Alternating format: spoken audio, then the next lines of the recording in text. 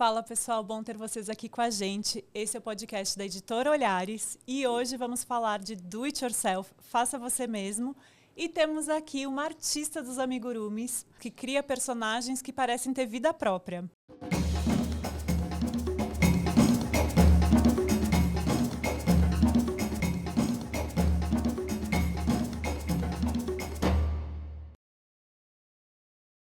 Olá, eu sou Cris Bertolucci, sou designer, empreendedora, tricoteira, estilista e escritora.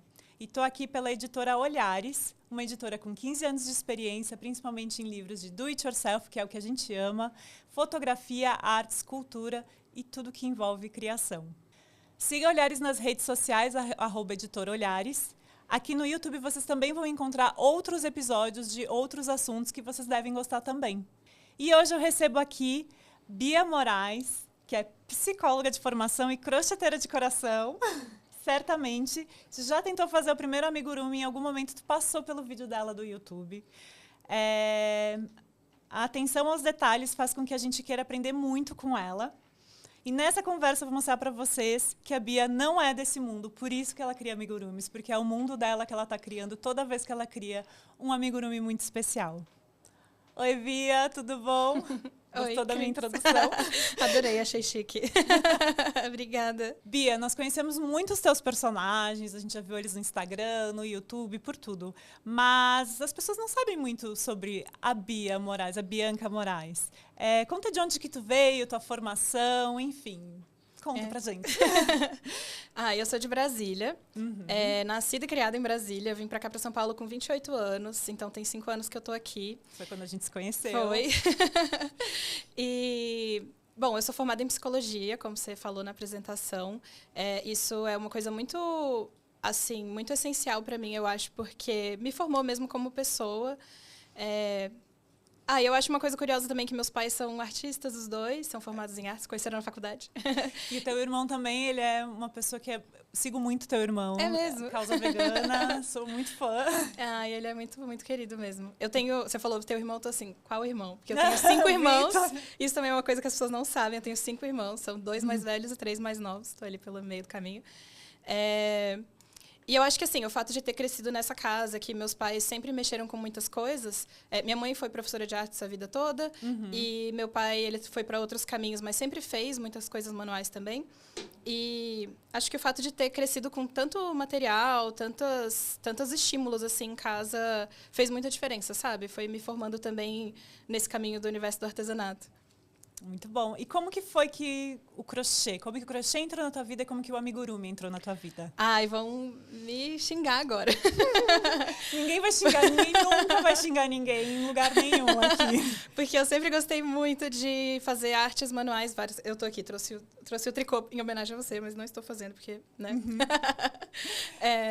Mas, enfim, eu sempre gostei muito de trabalhos manuais, só que eu nunca o bichinho do crochê não tinha me pegado ainda, sabe? Uhum. E não tinha interesse e tal, não era nem nada pessoal, gente, do crochê. Aquelas. Hoje tá tudo bem, amo crochê. Mas eu não gostava muito, eu olhava e não era uma coisa que eu tinha interesse em fazer. E fazia macramê, fazia coisas de bijuteria, fiz filtro dos sonhos, com um pouco de costura, um pouco de vitral, um pouco de cada coisinha, assim, que tava na telha. E aí teve aquela rede social, não sei se você lembra, não era nem bem uma rede social, que chamava Flickr. Claro, muitos amigos do Flickr. Exatamente. Imagina, eu tenho amigos do Flickr até hoje. Então, eu vi um amigurumi ali pela primeira vez, uma foto de um amigurumi. E eu fiquei, gente, isso aqui é muito bonito. Mas eu não gosto tanto assim de crochê, mas isso aqui é lindo. Eu vou precisar aprender a fazer crochê para poder fazer amigurumi. Então, isso deve ter sido, não sei, acho que foi uns 2 anos antes de eu, de fato, conseguir fazer um amigurumi. Porque não tinha material em lugar nenhum da internet, assim. Eu procurei em tudo quanto é lugar para aprender e tudo. Nessa época, o YouTube não era como é hoje, assim, de ter muito tutorial. Tinha um vídeo, para não dizer que não tinha nenhum, tinha um vídeo que quem tentou fazer amigurumi nessa época vai se identificar, porque era o único que existia, que era em inglês, o fio era amarelo, e era ensinando a fazer uma bolinha. Só que era, assim, uma qualidade absurda que não dava pra entender nada. Aquele que a pessoa fica com a mão na frente enquanto tá fazendo vídeo. E qualidade das câmeras, né, da época. Não sei também em que não tinha nem... Não tinha, a gente não tinha celular, não tinha, mal tinha Cybershot. Exatamente. Era isso, assim. Então, não conseguia, ainda mais do zero, né? Nunca tinha feito nada. Talvez para quem já soubesse crochê, conseguiria fazer. Mas é isso, foi uma luta, assim, até eu conseguir fazer meus primeiros pontos. E aí o YouTube começou a melhorar um pouquinho também de conteúdo. O primeiro amigurumi que eu fiz foi um coração, com um vídeo em espanhol. E aí a gente ia fazendo um Frankenstein, assim, porque você ia meio que, eu entendo um pouco de inglês, um pouco de espanhol, e daí os vídeos que eu ia vendo, mas não tinha ainda material em português. E aí é isso, eu fui meio que nessa... Foi por isso que eu comecei a aprender a fazer, né? Mas foram 2 anos de eu tentar as primeiras vezes e eu desistia fácil, porque eu sempre tive facilidade com artes manuais, né? E eu tinha essa coisa de... Tinha não, acho que eu tenho até hoje. Talvez as pessoas se identifiquem também, que essa... Artes manuais, assim, vai fácil pra mim. E aí, quando não vai fácil, eu abandono. Então, eu passei um tempão começando e abandonando. E aí, eu não fazia. Eu não pegava. Eu pegava e desistia do crochê. Por isso que eu falo para as pessoas não desistirem, porque uma hora chega. Eu sempre acho que tipo, encarna, né? Desce o corpo e vai para a pessoa. E é uma habilidade motora, né? Não é uma habilidade também tem intelectual. Você aprende, você entendeu com a sua cabeça, mas até sua mão saber fazer demora um tempo. O método Waldorf, eles falam que o tricô é mais fácil de aprender porque as mãos estão mais paralelas. E o crochê, uma mão mexe diferente. Então, eles ensinam primeiro o tricô e depois o crochê, porque cada mão trabalha diferente. Acho que esse é o problema da coordenação também, né? Eu dei muita aula, como tu falou, né? A gente não tinha... Acho que o primeiro amigurumi que eu fiz foi em 2002, 2003, que era tipo uns cogumelinhos, que era a única receita que tinha no YouTube, no Google também. Assim, era a única receita. Eu nem lembro como que eu consegui pagar na época, que não tinha nem PayPal, nem nada, mas eu paguei uma pessoa de fora, comprei minha receita de fazer um cogumelinho. E isso que tu falou, quando eu dava aula de amigurumi, eu tive uma amiga, que eu sempre conto essa história, que ela... Tipo, eram 8 aulas de amigurumi. Na 5ª aula, ela ainda não sabia nem o que era agulha, o que era linha.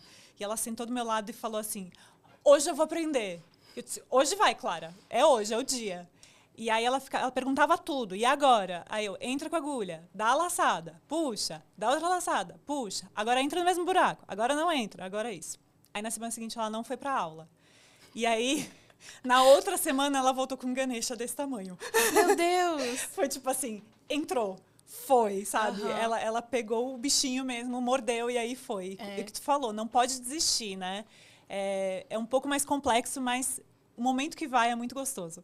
É muito incrível. Parece que é uma ficha que cai e a partir dali começa a dar certo, assim. Exatamente. E eu lembro o primeiro amigurumi que eu fiz, que a contagem de pontos dava certo no final. Porque eu fazia tudo doido, né? Daí eu fazia, chegava no final, eu contava, gente, onde foi que eu errei? Porque eu não conseguia nem ver onde eu tinha errado. Ou não, então eu ficava lá, tentando.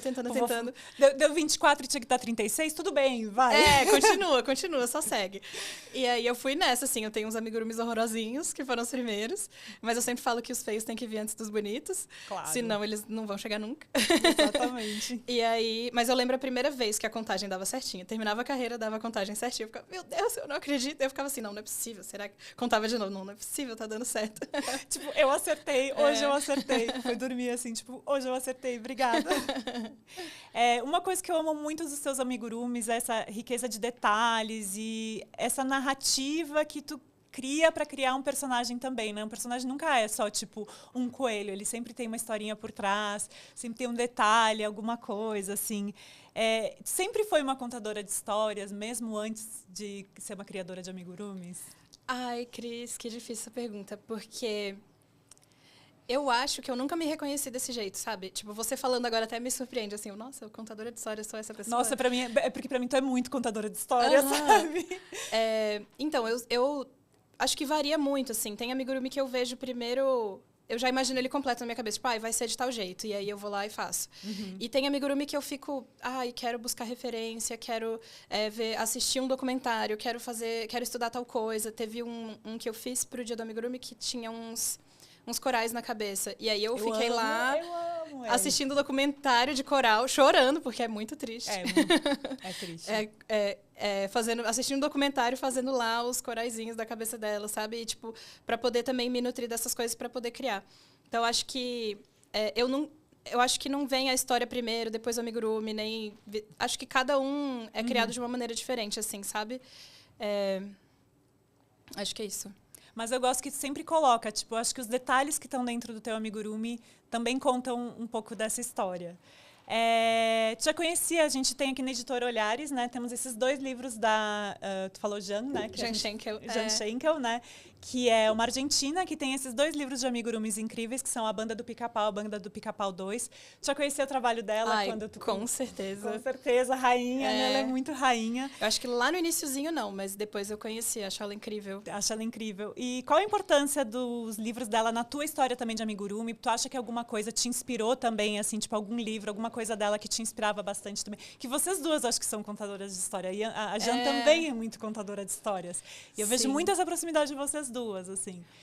Eu acho legal porque ela nunca faz um amigurumi sozinho, né? É tipo um amigurumi, aí tem um chapéu. Ou tem aquele sapo que tem... Acho que tá aqui? Não. O sapinho não tá. Ele tá aqui, deixa eu ir buscando ele, assim. Ele tem um pé de pato, assim, né? De como se ele fosse um nadador. Então, por mais que não tenha uma grande história, todos os elementos visuais ali estão contando uma história também. Eu acho isso muito legal. Eu acho o trabalho dela muito incrível. Acho massa que ela consegue fazer amigurumis mega simples e colocar alguns detalhes que são muito a cara dela e dar toda uma identidade. E ela consegue também fazer os amigurumis super complexos e todos eles conversam entre si. E aí tem as cores. As cores dela são maravilhosas. É Vitor, sabe? Que lindo. É Vitor. É o nome do irmão da Bia, gente. É Vitor. E acho legal que ela sempre conta, né? Como eu fiz tradução, fiz revisão dos livros dela, ela sempre conta também a história de cada um dos animais. Eles sempre são, como tu falou, um é nadador, um é alguma coisa também. É muito... Eu acho incrível, eu acho muito maravilhoso. Os livros dela são todos muito bem cuidados, né? Os personagens todos. As estampas, né? É lindo. Eu sou muito admiradora. E...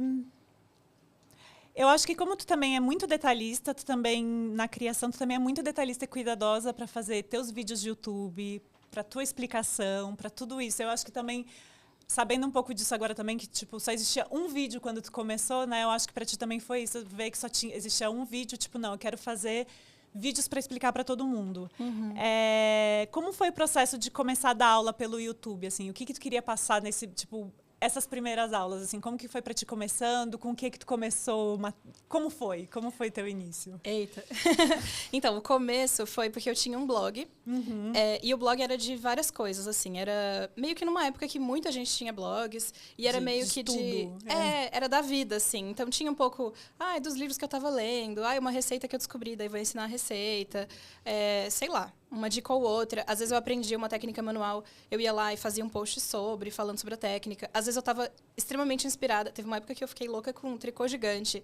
E aí eu fiz só uma nova obsessão, tricô gigante. Aí botava várias fotos, falava que vídeos que eu tinha achado, onde é que eu tinha achado referências. Então era meio que um lugar assim que eu achava massa de interagir com outras pessoas que também gostavam dessas coisas. E aí, aprendi a fazer amigurumi, postei, fiz um post lá, aprendi amigurumi, não sei o quê. Até sorteei o primeiro amigurumi que deu certo as carreiras, aquele que eu tinha falado. Eu sorteei ele, tipo, um sorteio no blog, sabe? E eu nem era, tipo, não era super conhecido nem nada, era um blog pequeno. Mas foi lá que começou. Então, já tinha essa coisa de fazer tutoriais. Então, tinha tutorial de feltro, de muita coisa. Tinha várias coisinhas ali. Às vezes, coisas que não é nem... sei lá, um negócio de pendurar no carro. Não é tipo assim, uma técnica que eu vou explicar do início ao fim, como é que vai funcionar, é super didático. Não, é um projetinho. Então, tinham vários projetinhos, assim. E daí, teve eu já tinha aprendido amigurumi, né? E daí eu fiz um post no blog, porque as pessoas queriam muito que eu ensinasse. E aí, só que por foto é muito difícil ensinar, né? Porque para onde vai o fio, da onde saiu, que nó que deu, como é que foi, eu acho muito complicado. E aí, eu sabia que teria que ser em vídeo esse tutorial, mas eu ficava assim, não tenho coragem, porque apesar de ser comunicativa e tudo mais, eu não sou uma pessoa tímida necessariamente, mas assim, muitas questões com a autoimagem, assim, quando eu tava gravando, pra você ter ideia, antes de gravar o primeiro vídeo, eu chorei, aí eu meditei, aí eu fui gravar, sabe? Porque eu tava muito nervosa. E não tinha ninguém me obrigando, era eu que queria, mas eu queria tanto que eu vou passar por isso. Não tem ninguém me obrigando, mas mas eu tô sofrendo. E aí... mas, enfim, aí é isso, assim, eu tinha aprendido amigurumi e fiz um post falando, olha, o anel mágico aprendi com esse vídeo, tal ponto aprendi com esse vídeo, tal outro aprendi... Então, eu dei o caminho que eu fiz. Então, eu aprendi um pouquinho em cada vídeo e meio que coloquei esse caminho lá para as pessoas. E mesmo assim, a galera falava, não, mas eu quero aprender do início ao fim. não consigo aprender desse jeito. E aí, eu fiquei com essa ideia, assim, tá, vou criar um canal no YouTube em algum momento da vida. E ele vai ser meio que o canal de vídeos, de tutoriais em vídeos, que seria o suporte para esse blog que eu tinha a intenção de continuar escrevendo. E aí, numa época, mais ou menos nessa mesma época, a Educar fez um concurso que era Dia de Expert, que eles iam selecionar 3 pessoas de culinária, 3 de fotografia e 3 de artesanato, para poder passar um dia lá e fazer o dia inteiro de tutoriais e aulas com essas pessoas. E aí eu me inscrevi e fui selecionada pro artesanato. Aqui em São Paulo? Aqui em São Paulo. E eu morava em Brasília. Chique, foi muito chique. E eu, tipo assim, estudante de psicologia. Não era conhecida na internet, assim, sabe? Não era ainda a Bia. Era só, tipo, não era to be ainda. Era só, sou estudante de psicologia. Que Mas mora você em sabe Brasília. que era to be o nome do blog, né? Por isso que já virou. era. Então já era. Tá bom. Então tá. Mas enfim, aí eu vim pra cá e aí eu gravei. E a experiência de gravar foi desesperadora, porque era ao vivo. Mas ao mesmo tempo foi muito legal. E eu achei muito incrível. Eu saí de lá, tipo assim, energizada. Meu Deus, eu preciso fazer um canal no YouTube que vai ser muito legal. E aí passei por tudo aquilo que Chorando para fazer o primeiro vídeo. Ninguém obrigando, mas chorando. Mas chorando, ninguém lá falando tem que fazer, mas eu queria muito. E eu sempre gostei de ensinar também. Então, isso é uma coisa que tá muito em mim, desde eu pequenininha, assim, brincava de dar aula pros bichinhos de pelúcia. Não sabia. E aí, quando eu comecei no YouTube, eu separei, tipo, eu fazia planejamentinhos de tudo, né? Eu fiz todo o roteiro de como é que tinha que ser e tal. Então, primeiro ia ser um vídeo assim, dos materiais. E na época eu era extremamente detalhista. Então, os primeiros vídeos eu falo horrores, assim. Se fosse hoje em dia, eu ia, tipo, muito mais direto ao ponto do que antes. Também a internet era diferente, né? As pessoas tinham mais paciência de ver vídeo longo. Até se for pensar tutorial de maquiagem, antes era cada detalhezinho e hoje em dia é tipo, botou a mão, tirou, saiu um olho, pronto. Na verdade, eu acho que voltou, porque eu lembro que tinha um canal de tutoriais. Agora eu não lembro que canal que era, um canal da TV a cabo, que tinha várias coisas. E a gente sempre brincava que era assim... Hoje vamos fazer tricô, linha, agulha, olha, tá pronto! E era assim, sabe? Eram umas coisas, tipo, bizarras que a pessoa cortava metade, assim, do script. Ou por causa da filmagem, alguma coisa assim. Mas era muito sempre assim. Olha só, agulha, linha, olha, tá pronto! Era sempre assim. Acho que agora tá voltando, né? Tipo, foi esse o início. Veio o tutorial de YouTube e agora a gente tá voltando ao tipo... Olá, linha, agulha, tá pronto! É só aproxima da TikTok, câmera, sai, TikTok, tá pronto. É isso, exato. Exatamente. Mas enfim, aí foi isso, assim. E eu sempre... Você falou de cuidado com a imagem e tal. Na época eu já tinha uma câmera melhor, porque eu teve uma época também que eu tava perto da formação do curso e eu pensei em fazer uns trampos. Cheguei a fazer uns trampos de fotografia. Fotografei neném, fotografei casamento. Olha! Fez newborn! Fiz! Ai, que amor! Por isso que tem essa riqueza de detalhes. Olha lá, tudo é uma construção, gente. Mas tudo foi vai bem pouquinho. Não é que eu trabalhei com isso, assim. Eu fotografei 2 crianças e vi que não queria fazer isso da vida. Mas, assim, já tinha, né, esse interesse. Essa coisa dos detalhes, eu acho que é sempre... É uma coisa que eu gosto mesmo, assim. E aí... mas é isso, assim. Então, eu sabia que eu queria uma imagem muito boa, porque senão as pessoas não iam aprender.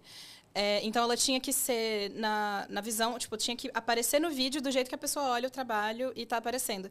E eu fui muito conversando com as pessoas também. Então, o primeiro vídeo, eu fiz uma gambiarra para poder apoiar o tripé para gravar de cima, mas ele ficou meio inclinado. Aí alguém comentou, nossa, a inclinação do tripé me dá vertigem. Tipo, um comentário.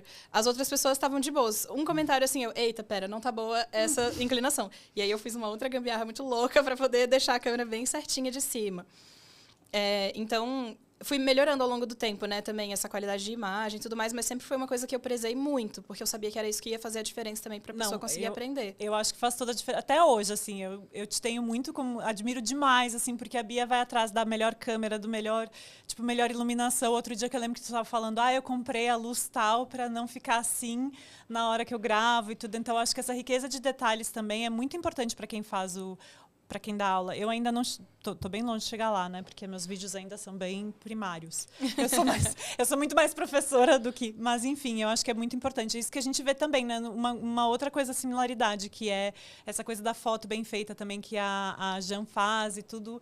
É super importante pra gente ter também... E o detalhe pra pessoa quando tá fazendo, né? Que agora vocês estavam a gente estava conversando, tem o pessoal da Olhares aqui, que também está fazendo artesanato aqui do lado. Vocês não estão vendo, mas estão fazendo, que vocês estavam comentando comentando, não, o rabo do bicho tal não tá certo, porque na foto dá pra ver que fica diferente. Então, essa riqueza de detalhes, eu acho que realmente faz toda a diferença mesmo, né? E isso que é incrível dos teus vídeos. E, tipo, logo que tu começou, já explodiu, assim, o primeiro vídeo? Ou foi aos poucos que foi crescendo, assim, o interesse da galera? Porque aquele da bolinha eu vi que tem milhões de views já, né? Ele é bem visto. Ele é bem visto. Sim. Eu nem sei quanto que tá agora, porque eu não acompanho tão de perto, assim, esses números. Mas, realmente, tem mais de 1 milhão, assim, de visualizações. O crescimento do canal nunca foi uma explosão, assim, do dia pra noite. Tiveram momentos, assim, sei lá, apareceu uma matéria na Ana Maria Braga sobre amigurumi. Aí cresceu um pouco mais. Apareceu aquela época dos polvinhos, cresceu também um pouco mais. Mas nunca foi tipo uma explosão, assim, de do nada milhões de seguidores. Foi devagar, mas eu acho que foi rápido até, assim, sabe? Tipo, contraditório. Foi constante. Não é que foi devagar e foi rápido. Foi constante o crescimento, sabe? Foi aumentando aos poucos, mas sempre uma crescente. Eu acho que ali tava tipo uma sementinha e não era só eu que tava ali me interessando por amigurumi. Também, né? Era toda uma galera que tava começando a, tipo, aparecer no Flickr, aparecer no Instagram, uma coisa ou outra. E aí... que também foram crescendo mais redes sociais também, né? Que estavam trazendo outras informações. Assim. Mas acho que é legal falar isso. Todo mundo vê um vídeo com 1 milhão de views e pensa, nossa, ela tem 1 milhão de views que foi de ontem para hoje. Não, é um crescimento constante para criar, para chegar lá. Então, é muito importante que, assim... A gente vive essa ansiedade de, tipo, preciso criar um canal que vai ter 1 milhão amanhã. Não. Precisa criar um canal e às vezes ir testando, né? Sim, Cris. Eu nunca pensei nisso de, tipo assim, eu tô fazendo um canal para crescer. Eu tô fazendo um canal para ensinar para as pessoas que já estão me pedindo. E é isso. Uma pessoa falou que deu vertigem o ângulo da câmera, eu vou lá e arrumo, sabe? Porque eu tô interessada em quem tá dentro. Eu não tô interessada em, tipo, eu vou super crescer e vou... Eu nunca fui muito ligada em número de rede social, até por causa disso, assim. Porque eu me importo com quem tá aqui, com quem tá perguntando. Criei um produto, vendi para poucas pessoas. São essas pessoas que vão estar ali junto comigo. Tem muita gente, eu vou fazer exatamente que nem o roteiro que eu planejei. Tem pouca gente, massa, então vamos se ligar um dia? E vamos ficar trocando ideia aqui, porque tem pouca gente e aí a gente pode ter um contato mais próximo. Legal. Vamos, sabe? Então, eu tento pensar sempre em quem tá dentro e não ficar frustrada com, não tá crescendo.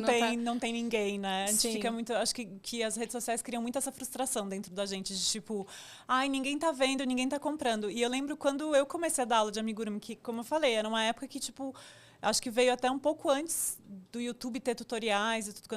Eu dava aula em 2010, 2011. E eu lembro que eu sempre falava isso, não postem no YouTube, não postem no Facebook, porque todo mundo vai querer comprar. E na época já era gigante, sabe? A galera fazer o primeiro bichinho, postar no Facebook e alguém querer comprar, isso era grande, sabe? Isso era importante. Então, eu acho que é uma mensagem muito boa para passar para as pessoas mesmo. Tipo, se importa com quem tá ali vendo, né? A gente não precisa crescer tanto assim, não é tanto o mundo lá fora que importa. Quando a gente fala de venda, é um pouquinho mais complicado, porque pega num ponto de remuneração, né? E que a gente precisa sobreviver, precisa pagar as contas, então ficar frustrado porque não tá vendendo é uma coisa. Eu digo muito mais em relação aos números, sabe, das redes sociais. Porque eu entendo também, quando vende pouco uma coisa que eu fiz e que eu super trabalhei absurdo e vende muito menos do que eu esperava, eu fico frustrada também. Claro. Mas aí com o número de rede social, se cresceu, se não cresceu, não dá. Não dá pra se preocupar com isso, né? Não dá pra se preocupar. Já aconteceu de tu se esmerar horrores naquele que tu pensa assim, tipo, nossa, esse aqui todo mundo vai amar e vai ser foda e tudo mais. E flopou. E já aconteceu da minha expectativa não ser atingida. Assim, de eu pensar, tantas pessoas vão querer, porque já aconteceu, por exemplo, de um bichinho das pessoas me encherem o saco muito, assim, eu quero esse, eu quero esse, eu quero esse, quando vai ter esse na loja? Porque eu tinha feito a receita, postado foto e não tinha botado na loja ainda para vender. E aí vendeu super pouco. Eu fiquei, gente, cadê? Vocês não queriam? Onde estão vocês?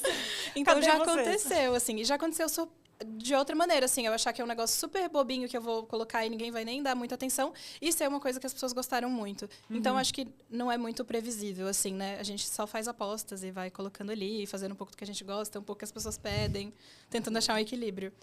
Uma coisa que eu gosto também, que depois do YouTube também tu criou a Sociedade Secreta do Amigurumi, que é exatamente isso, pegar tudo que todo mundo sempre falou do teu trabalho também, né? Os detalhes que existem de cada parte do teu trabalho, as pessoas queriam também fazer, queriam aprender e tudo, e tu criou a Sociedade Secreta. Fala um pouquinho pra gente, ou ela é secreta e não pode contar? Não, ela é secreta só no nome, porque ela não é nada secreta. ela é secreta, ninguém entra. É tipo a porta do Harry Potter, vai. E a Sociedade Secreta. Eu dei esse nome só porque é divertido. Não, é engraçado pensar que a gente tá numa amo. Sociedade Secreta da Amigurumi. Mas a Sociedade Secreta é muito um projeto do coração. Porque eu sempre fui meio nerd, assim, de Amigurumi, sabe? Então, isso de várias coisas. Eu quero saber... Mesmo que eu não vá desenvolver, assim, a técnica... Às vezes eu aprendo uma técnica nova, eu fico querendo aprender cada mínimo detalhe sobre aquilo. Então, tipo, aprendi... Outro dia eu estava fazendo aula de entalhe em madeira, no Sesc. E aí eu ficava, a faca, pesquisando um monte de coisa. Vou comprar a faca e sair entalhando madeira? Não irei. Quero fazer uma agulha de crochê? Quero. Claro. Com um galho no meio da rua. Vou fazer uma agulha? Vou. A agulha eu acho que eu vou mesmo. Mas assim, fiquei pesquisando um monte, porque eu sou muito nerd de técnica, assim. Eu fico querendo aprender nos mínimos detalhes. E com o Amigurumi eu era muito assim. E eu pilho muito ensinar técnica, porque eu acredito muito que quando você tem as técnicas das coisas, você fica autônoma para fazer o que você quer. E era meio que essa ideia, assim, quem pilhar em aprender técnica, vem para a Sociedade Secreta, que aí você vai aprender a costurar, você vai aprender a fazer acabamentos melhores, você vai entender, tem o pescoço que fica caído assim do Amigurumi. O que você pode fazer para melhorar isso? O que você pode fazer, por exemplo, se tem uma receita que está dizendo para fazer de um jeito, mas talvez você conheça um jeito que você prefere, não é nem que é melhor ou pior, mas você gosta mais de fazer, porque na execução sai mais fácil para você, ou então porque você gosta mais do resultado, enfim, por qualquer motivo que seja, conhecer várias técnicas te dá mais autonomia de, na hora de você estar fazendo, só ir embora, assim, sabe? Fazendo. Também acho. Então, a Sociedade Secreta é muito isso, assim. E tinha gente que falava, mas vai ter receita? Porque foi uma época que estava explodindo muito assinaturas de receitas de Amigurumi. Lembro, E aí eu falei, olha, pode ter uma receita ou outra de vez em quando, mas o foco é técnica. E no início, eram votados os temas. Então eu falava, eu lembro. O que eu vocês querem legal, aprender? Assim, eu achava muito legal que tu falava isso. Gente, vai abrir a votação pro que vai ter esse mês na Sociedade Secreta. Então... o pessoal participava também, né? Isso que é legal também, as dúvidas de quem tá participando, que é legal. Hoje em dia tem, acho que tem mais de 130 aulas lá, e dividido em módulos, né? Aí só costura tem, 8 ou 9 tipos de costuras diferentes. Então, pro focinho, tem gente que gosta de costurar o focinho do Amigurumi aparecendo os pontos em volta. Tem gente que gosta que esconda. Então, é isso, você aprendendo as duas, você faz as duas, faz do jeito que você quer. Aí tem o de acabamentos, tem de combinação de cores, tem princípios básicos, assim, para quem quer começar a criar receitas. Então, tem as formas geométricas, como é que você faz, qual é a diferença de você fazer 2, 3, 4 aumentos para poder fazer um cone, que diferença que faz no Amigurumi. E tem um pouco de tudo lá. O que mais tem? Tem um pouco de fotografia, tem um pouco de criação do PDF, para quem quer vender receita também. Então, foi muito surgindo a partir das demandas das pessoas. E é isso, aí é uma grande... Eu falo que parece uma enciclopédia, assim, de... Nossa, não, 130 aulas, meu Deus. É uma enciclopédia. É tipo um livrinho de cabeceira, assim, só que ao invés de livro em vídeos. Você, tô com dúvida em tal coisa, vai lá e aí tira a dúvida e volta. Eu gosto muito disso também, que tu falou que tu é nerd, assim, e o quanto isso a gente aprende, quando a gente vira muito nerd ou muito focada numa coisa, o quanto a gente aprende tudo ao redor em função daquilo, né? Porque, isso, não sei fazer vídeos não sei fazer vídeos direito, não, mas que eu passo o dia inteiro no YouTube entendendo como que eu posso mudar minha iluminação, qual é a lente que eu vou comprar agora, mudei minha câmera e tudo. Isso tudo me deixa muito feliz de querer gravar, assim. E é isso, tudo que a gente tem ao redor é, já pensei em fazer marcenaria para fazer minhas agulhas de tricô? Já pensei em fazer. Vamos fazer marcenaria só para fazer as agulhas de tricô? Tu falou bastante costura e eu sei qual vai ser a tua resposta, porque eu te acho de outro mundo também por isso. Por uma razão muito específica, mas eu vou pegar aqui uma foto que é... não é desse livro, é desse. Será que eu marquei a página errada? Eu queria saber... vou pegar esse aqui, então. Por exemplo, que tipo de amigurumi que tu gosta de fazer? Tu prefere um que sai assim, mais todo inteirinho? Ou tu prefere fazer com costura? Porque eu sei que tu tem uma coisa que é de outro mundo. Gostar de costurar, gente. Eu adoro costurar. Como que alguém gosta de costurar? Eu gosto de fazer assim, eu quero que ele saia inteirinho, acabou, então. fim. Não quero costurar nem esse focinho aqui, já não gosto. Entendi. Não, mas o que eu faço? Eu penso em diminuir o máximo as costuras sempre, mesmo gostando de costurar. não é que eu gosto de costurar porque é a costura em si que é massa. É o processo de quando você está costurando, você vai vendo o bichinho tomando forma. E a costura é o tudo ou nada, né? Porque às vezes o crochê tá perfeito. Se você não faz a costura direito, às vezes Exatamente. ele tá todo torto. Exatamente esse problema. E aí pode ser muito frustrante. E quando a gente tá costurando amigurumi, ele mexe no meio do caminho. Então, mesmo que você tenha botado alfinete, prendido, não sei o quê, você faz um ponto depois do outro ali quando você vai aqui pertinho, né? Olha de longe, tá tudo torto. Então... Eu gosto muito desse, o Felipe, que é a lagosta, da Jan também, que ele é meio... Eu gosto de fazer esse tipo, sabe? Que, tipo assim, ele tem 1000 formas diferentes e o que eu mais gosto do crochê é isso. Sou muito tricoteira e criar formas no tricô é difícil. E aí, no crochê, eu me sinto mais satisfeita quando eu consigo fazer o máximo do amigurumi de uma vez só e não precisa costurar. Mas tu gosta de costurar, né? Inacreditável. Mas eu acho muito incrível também poder diminuir as costuras. Eu faço isso. Às vezes eu termino o amigurumi, eu conto quantas costuras tem para poder dizer assim, não, esse aqui tem só tantas costuras. Porque eu gosto também de evitar. Legal. Até porque eu sinto que fica... Eu sei, né? Que fica mais firme. Então, se é para uma criança, um bracinho que foi crochetado junto com o corpo, ele é muito mais firme do que um que foi costurado depois. Né? Não é que o costurado depois vai ficar ruim, mas é que o outro fica mais firme. Então, eu prefiro dar preferência. Não vai cair, assim, né? Vai que a pessoa não costurou bem e tal, não vai cair, é verdade. E também as arremates, é muito mais fácil fazer direto, enfim. Então, eu tento evitar as costuras, mas costura é uma coisa que eu gosto de fazer, porque tem uma coisa também, quando você aprende a costurar, por exemplo, o focinho... Desculpa. Quando você aprende a costurar, tem umas costuras que dão muito medo, assim, tipo, no rosto, principalmente. Tipo, se é uma costura aqui, que o nó vai ficar atrás, você nem liga muito. Mas quando é no rosto, você fica assim, ai, meu Deus, um pontinho errado vai dar muito, vai dar pra ver demais. Torto, né? Nessas horas, eu tenho uma técnica muito especial, gente. Vou totalmente contra a Bia. Quando você não sabe costurar, o que tu faz? Costura tudo errado, porque é a personalidade do bichinho. Aí já faz tudo torto mesmo. Por exemplo, uma das coisas que todo mundo reclama é conseguir fazer 2 orelhas do mesmo tamanho. Faça as orelhas diferentes, porque aí o coelho tem uma orelha de cada tamanho. E é isso. Eu sou dessa opinião. Nossa, sabe o que eu falava antes? Nossa, total ao contrário. Total ao contrário, eu sou muito... Eu falava assim, é porque eu fazia isso, né? Faz 3 orelhas e pega as 2 mais parecidas. Eu já sou assim, tipo, pega as 2 mais diferentes e essa é a personalidade do bichinho. Então, se vocês podem ser time Bia ou time Cris, escolham, mas eu sou dessa opinião. Faz o mais torto possível, porque é a personalidade. Eu sou dessa opinião. Mas eu também sou da opinião de que é do jeito que tem que ser, assim, sabe? Tipo, deixa ser. Eu gosto muito de técnica e eu gosto muito de aprender a fazer o melhor que eu posso, ao mesmo tempo que eu falo... Desapega, sabe? Se não ficar perfeito, tá tudo bem. Tá tudo bem, eu também acho. É a personalidade, tipo...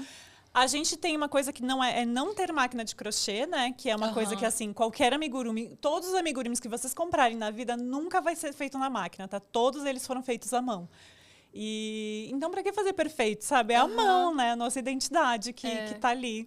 A Jan falou isso até num dos livros, eu não sei se foi no primeiro, acho que foi nesse aqui, que tá... Nesse aqui? Esse primeiro. Ela fala isso que...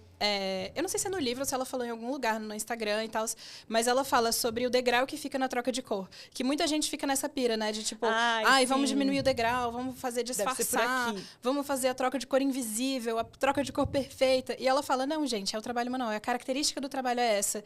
Então, qual é o problema? Tem um degrau aqui porque o crochê é em espiral e aí o degrau ficou e é nóis. Vamos de degrau. Ou é degrau ou é costurinha. Escolha suas batalhas, né? Sim. Tu vai querer o degrau ou uma costurinha que fica atrás. Ainda mais ela, né? Que ela faz muitos bichinhos, né? Que tem muito listrado. Realmente tem esse problema que eu acho que todo mundo... No tricô também a gente tem isso, né? Quando trabalha circular. Sim. Todo mundo quer eliminar o degrau e tem coisas que é isso. Tipo, gente, é só convivendo. Eu até faço técnica de diminuir o degrau, assim. Ao invés dele ficar angulado, ele fica uma ondinha. Mas é só um detalhinho, assim, sabe? Tipo, se ficar o degrau também eu não ligo, tá tudo certo. Perto de uma coisa que é tão perfeita, né? Exatamente. Perto de uma coisa que é tão perfeitinha, não tem porquê, né? Quem foram tuas inspirações para criar os amigurumis? Para criar amigurumis, onde tu buscou também as ideias, enfim? Eu acho que inspiração vem de tudo quanto é lugar, né? Então, eu sempre fui muito imaginativa, assim, desde sempre. Então é isso, assim, não sei nem dizer... quais inspirações? Gente, tudo. É filme, é série, é personagem. Uma coisa que eu amo muito, muito, muito de paixão e que até hoje é muito inspirador para mim, no trabalho, até pelas semelhanças, é a ilustração de livro infantil. Sim. Eu sou apaixonada por ilustração de livro infantil, assim, acho incrível. E aí, as pessoas do crochê mesmo, do amigurumi, eu gostava muito da... Eu sou apaixonada até hoje pela Lídia, da Lalila Land.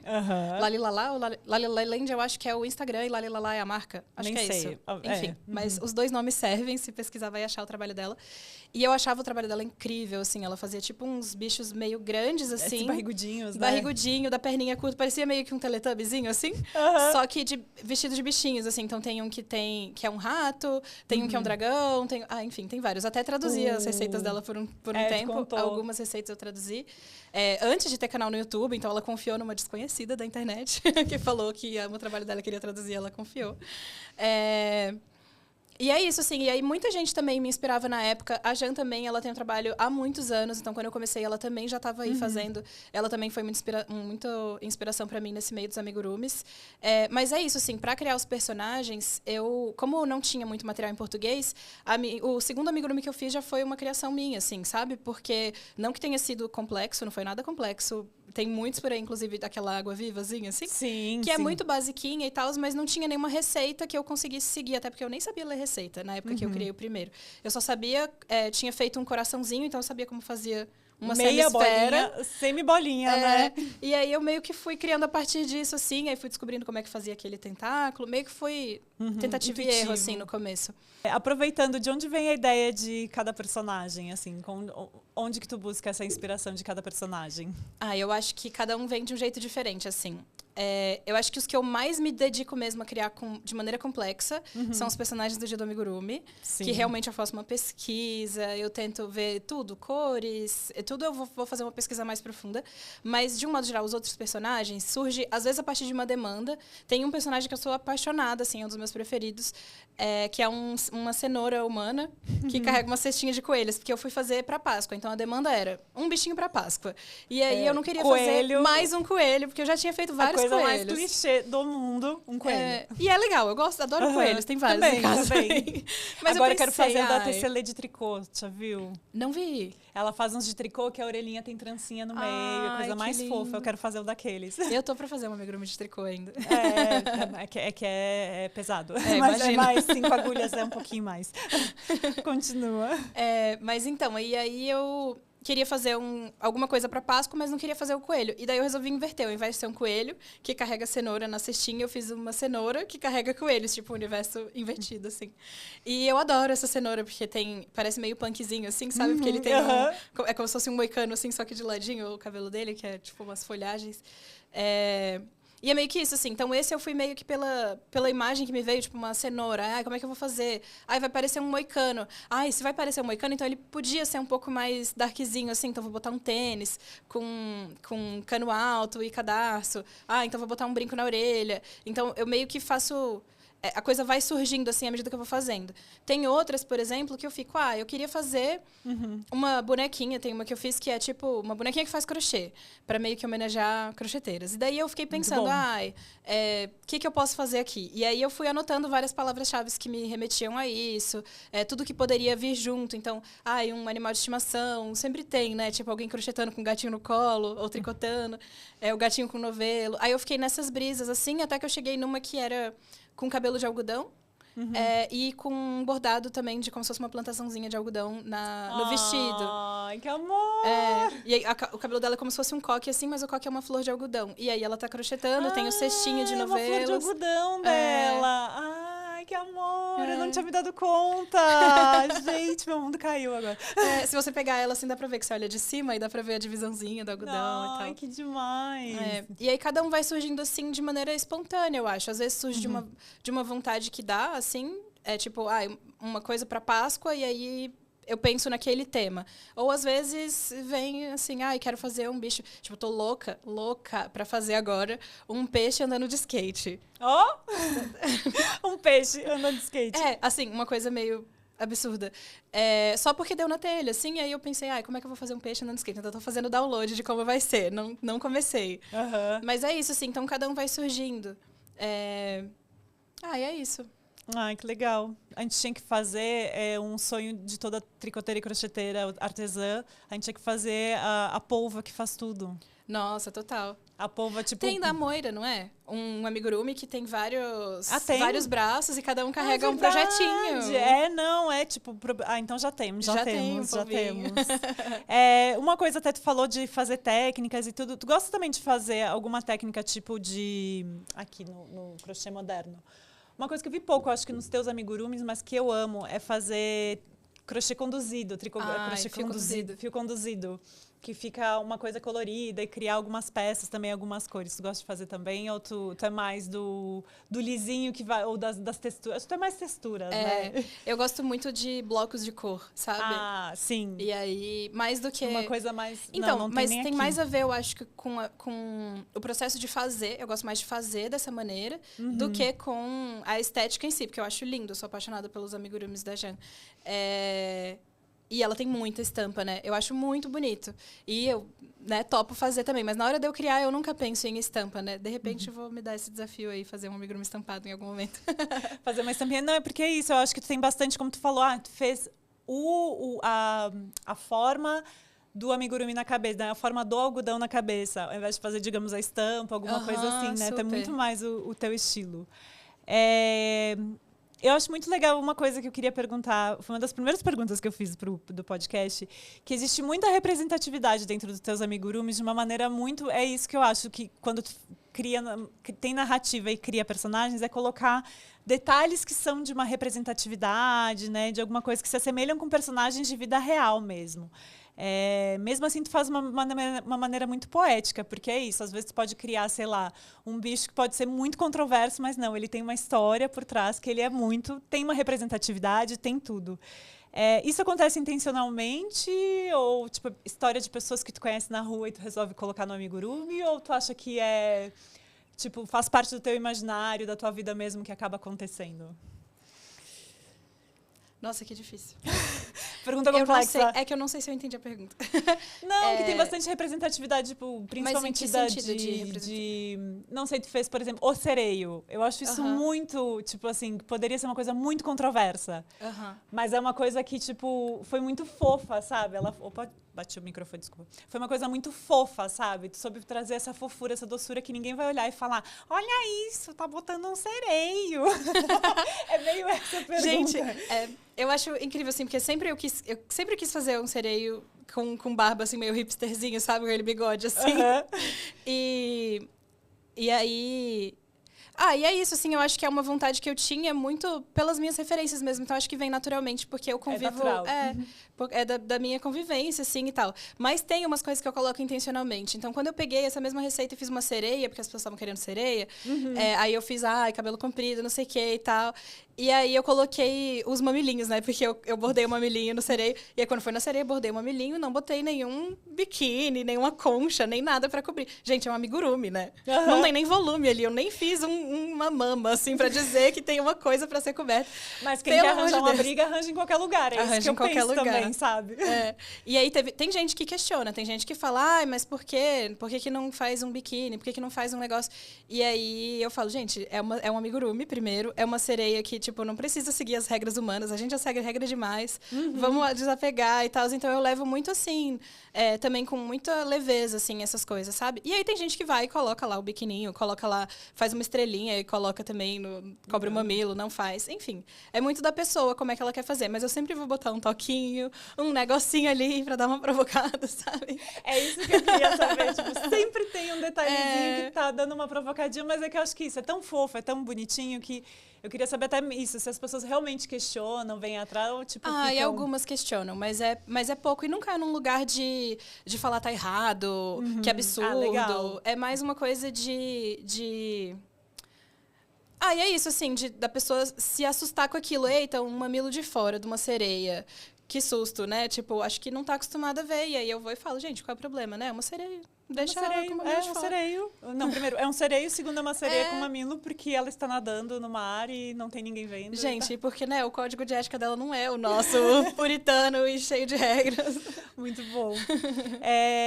Como que foi pra ti mudar de Brasília para São Paulo? E tu acha que isso mudou tua maneira de criar e mudou também o teu trabalho? Tu acha que, tipo assim, ficou um trabalho... Também tu veio bem logo, um pouco antes da pandemia. Foi, né? mudou completamente, muito por causa desse contexto. Teve o contexto pandemia, mas tu acha que São Paulo abriu portas, abriu coisas, abriu ideias e coisas para ti? Ou como que foi para ti essa mudança? A gente conversou um pouquinho também antes de vir, né, sobre como é voltar para casa, né? Mas como que foi para ti sair de casa antes?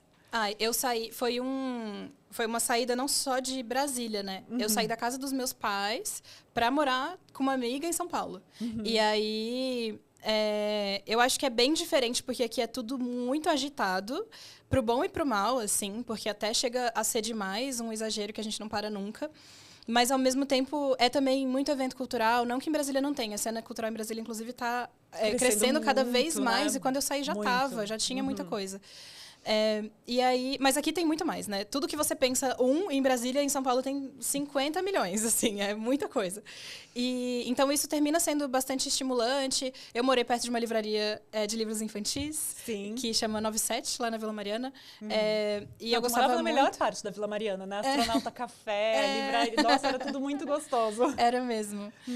E aí, então assim, aqui tinha tem esse tanto de estímulo, então mudou muito nesse quesito.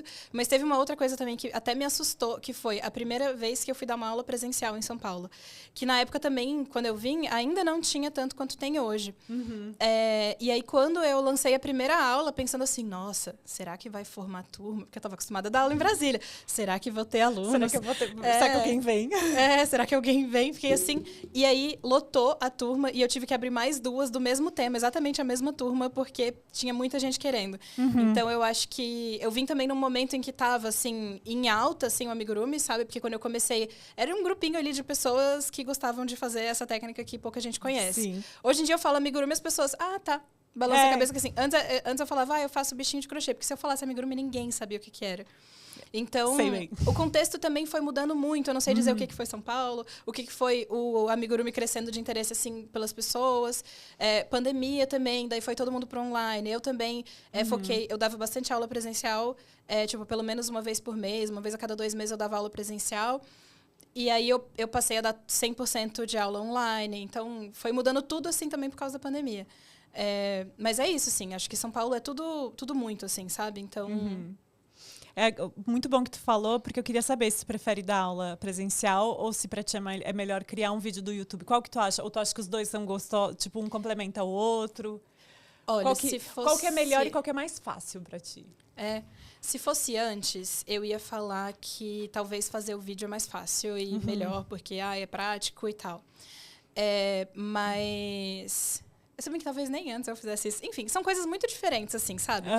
Porque o processo de criação de um vídeo é muito interno. É muito... eu tô aqui, eu tô concentrada, eu faço lá uma lista de coisas que eu não posso esquecer de dizer. Muito do vídeo vem espontaneamente, assim, eu vou explicando como eu não roteirizo tudo, eu só faço alguns tópicos do que não pode deixar de dizer. E aí ficam os post-its aqui, atenção, as luzes, não sei o quê, tenho que ver a imagem, ver se tá no foco. Então, é um trabalho muito focado mesmo. Mais interno, mais né? interno, e eu tô sozinha fazendo. Então, eu gosto disso porque é uma parte que eu também tô em contato comigo. E depois a edição, eu gosto de editar, fazer os cortes e tal. Já gostei mais. Hoje em dia eu gosto menos de editar, porque dá muito trabalho, demora muito. Trabalho, nossa, muito trabalho editar. Mas a aula presencial, eu acho que ela sempre vai ser... vai ser, assim... É isso, assim, a gente está em contato com outras pessoas, às vezes pessoas que a gente já deu aula antes, que voltou, às vezes pessoas que estão vindo pela primeira vez e te conhecendo ali, ou já conheciam seu trabalho online, e aí é outra coisa, né? É muito mais... Eu gosto muito de conversar com as pessoas, eu sou muito interessada nas histórias das pessoas, então... E as pessoas adoram falar delas. Nas aulas a gente tá lá conversando. Sempre tricô, gente. Tricô e crochê não é por acaso que é tipo fofocar, porque as pessoas realmente fofocam o tempo todo. E é muito gostoso se juntar pra crochetar junto, pra estar ali junto aprendendo. Às vezes eu tô em aula ensinando e eu tô aprendendo também, porque tem alguém que chega pra mim e fala, eu faço isso de outro jeito, ou me faz uma pergunta que eu nunca tinha pensado e aí eu vou pesquisar. Então, assim, eu acho que a aula presencial é outra coisa, assim, sabe? Também acho isso da aula presencial, que às vezes a gente ensina na aula online uma coisa de um jeito e de repente tu vai lá mostrar para uma pessoa e ela não consegue entender, tu pensa, nossa, eu tô ensinando da maneira mais difícil possível, dá pra fazer assim e é muito mais fácil, né? E às vezes a aula presencial também tem... Mas sabe uma coisa engraçada que aconteceu? Esses dias eu fui dar aula pra iniciante, né? Pessoa que tava aprendendo do começo, assim, o Anel Mágico. E eu tava ensinando de jeito, a pessoa não conseguia aprender de jeito nenhum. E eu falei, então vamos fazer assim, vamos pra correntinha. E as pessoas tinham extrema dificuldade, assim. E aí ela desistia muito rápido também. Ela ia fazer e não queria fazer errado e tal. E eu falava, não, tem que errar pra poder aprender certo. Enfim, foi muito difícil. Eu falei, não, então vamos fazer assim, vamos aprender crochê plano. Vamos aprender crochê plano. Sim. Te ensina a correntinha e tudo mais. E depois a gente vai pro Anel Mágico para fazer um amigurumi. Ela, beleza. E aí eu pensei, gente, como é que eu vou ensinar essa pessoa a fazer um Anel Mágico? Que ela tá tendo tanta dificuldade, né? E aí eu fui olhar o meu vídeo no YouTube. E aí quando eu vi como eu ensinei... Eu sou minha própria referência. Quando Bia Moraes. Mas é porque eu comecei a ensinar de um jeito presencialmente, eu fui levando, assim... E essa pessoa não conseguiu aprender desse jeito que eu estava fazendo há muito tempo em aula presencial. E aí eu fui lá no meu vídeo e falei, gente, será que eu faço alguma coisa diferente no vídeo? E é totalmente diferente.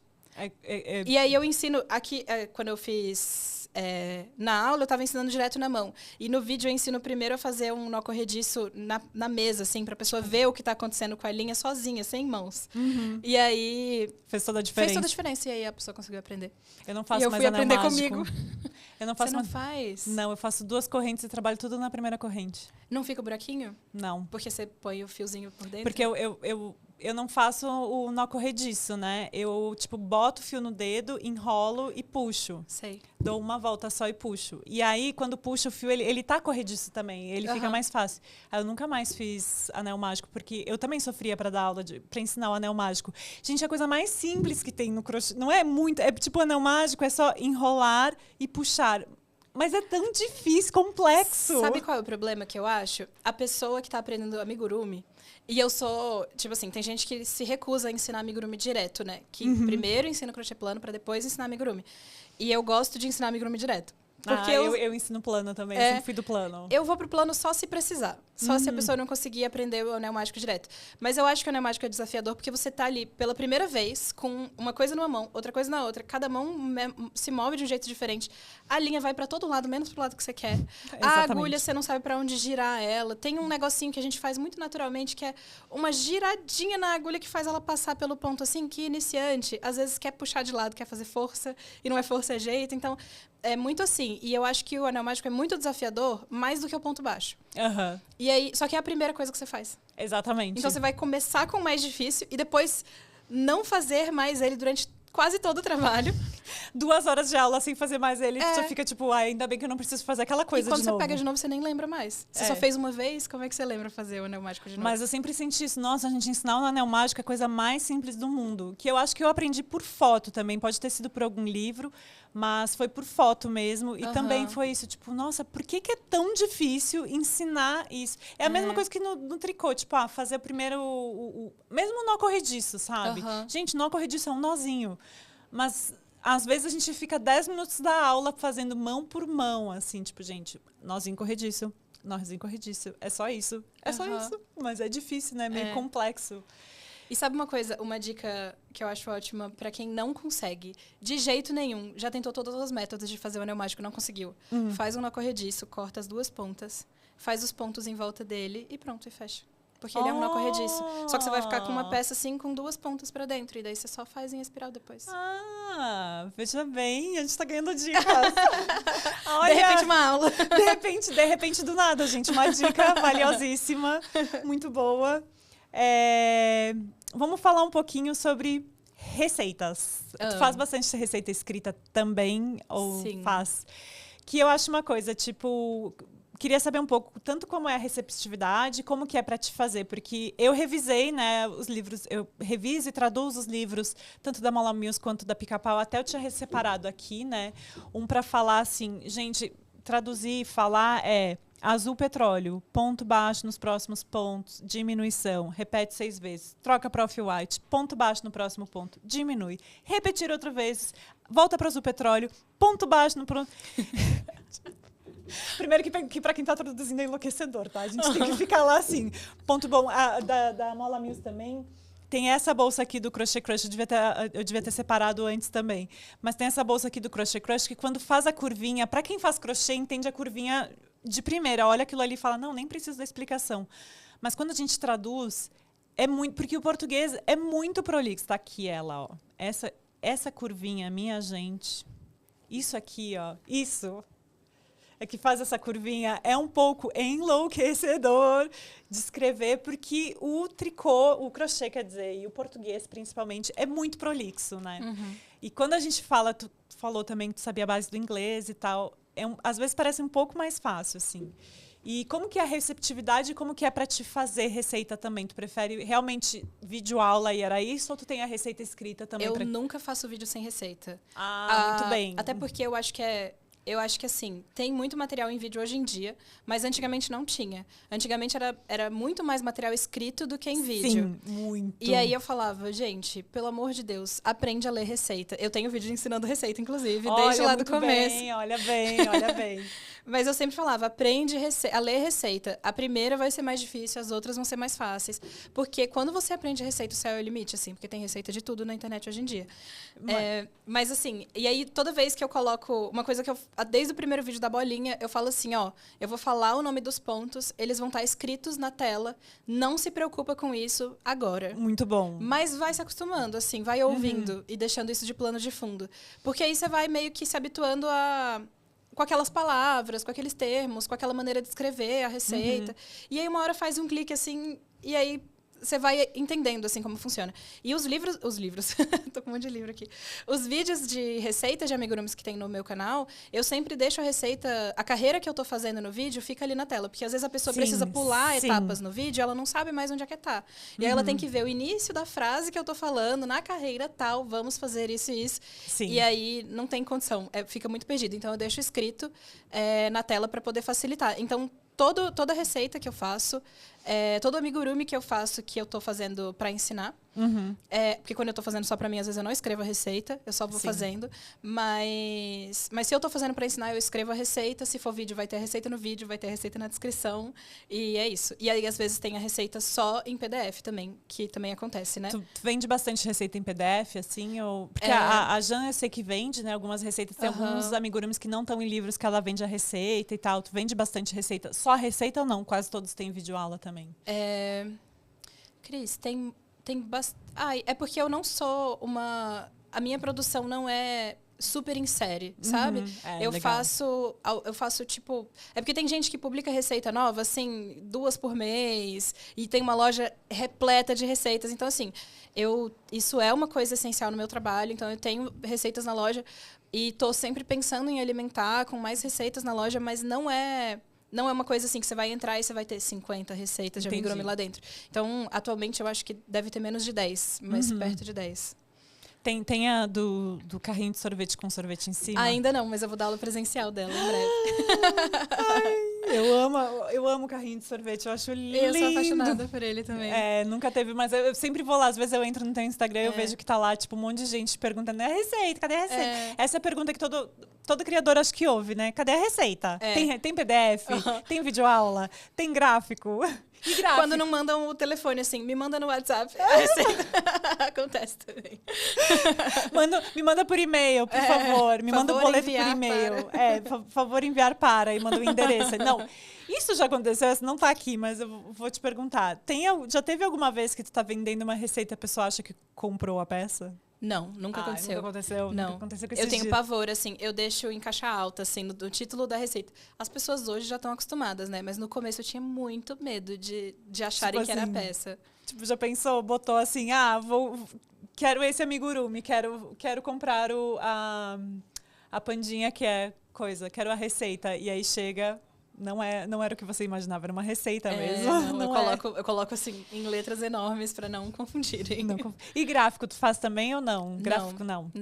Tudo receita mesmo. Porque eu sou muito da época do amigurumi, que a gente comprava muito livro japonês e era tudo gráfico, né? Japonês é tudo todos gráfico. em gráfico. Então eu me acostumei a fazer muito gráfico também. E da Jan, por exemplo, todos os livros dela são todos descritos mesmo, né? E tem gráfico na parte do fio conduzido só, né? Exatamente. Da Mola Mills também, só tem o gráfico do... E o da Mola Mills é mais fácil de seguir mesmo, porque eu acho que, como é só fio conduzido, tem muitos projetos que são bastante fio conduzido, não precisa de tanta receita, é só saber, tipo, tantos pontos e vai fazendo o desenho, né? É muito gostoso também ficar, tipo, é só ir seguindo o desenho e tá bom. Mas eu acho curioso que é mais... Como eu fui acostumada muito com gráfico, eu acho curioso que é muito mais escrito. E acho que foi a Marie Castro que falou também que as pessoas preferem comprar a receita escrita dela também. Que ela falou que ela faz um monte de coisa com videoaula e as pessoas preferem a receita escrita. Você jura? Com amigurumi, as pessoas ficam me pedindo vídeo. Ai, mas tem vídeo disso. Eu acho que quanto mais iniciante, mais dependente do vídeo.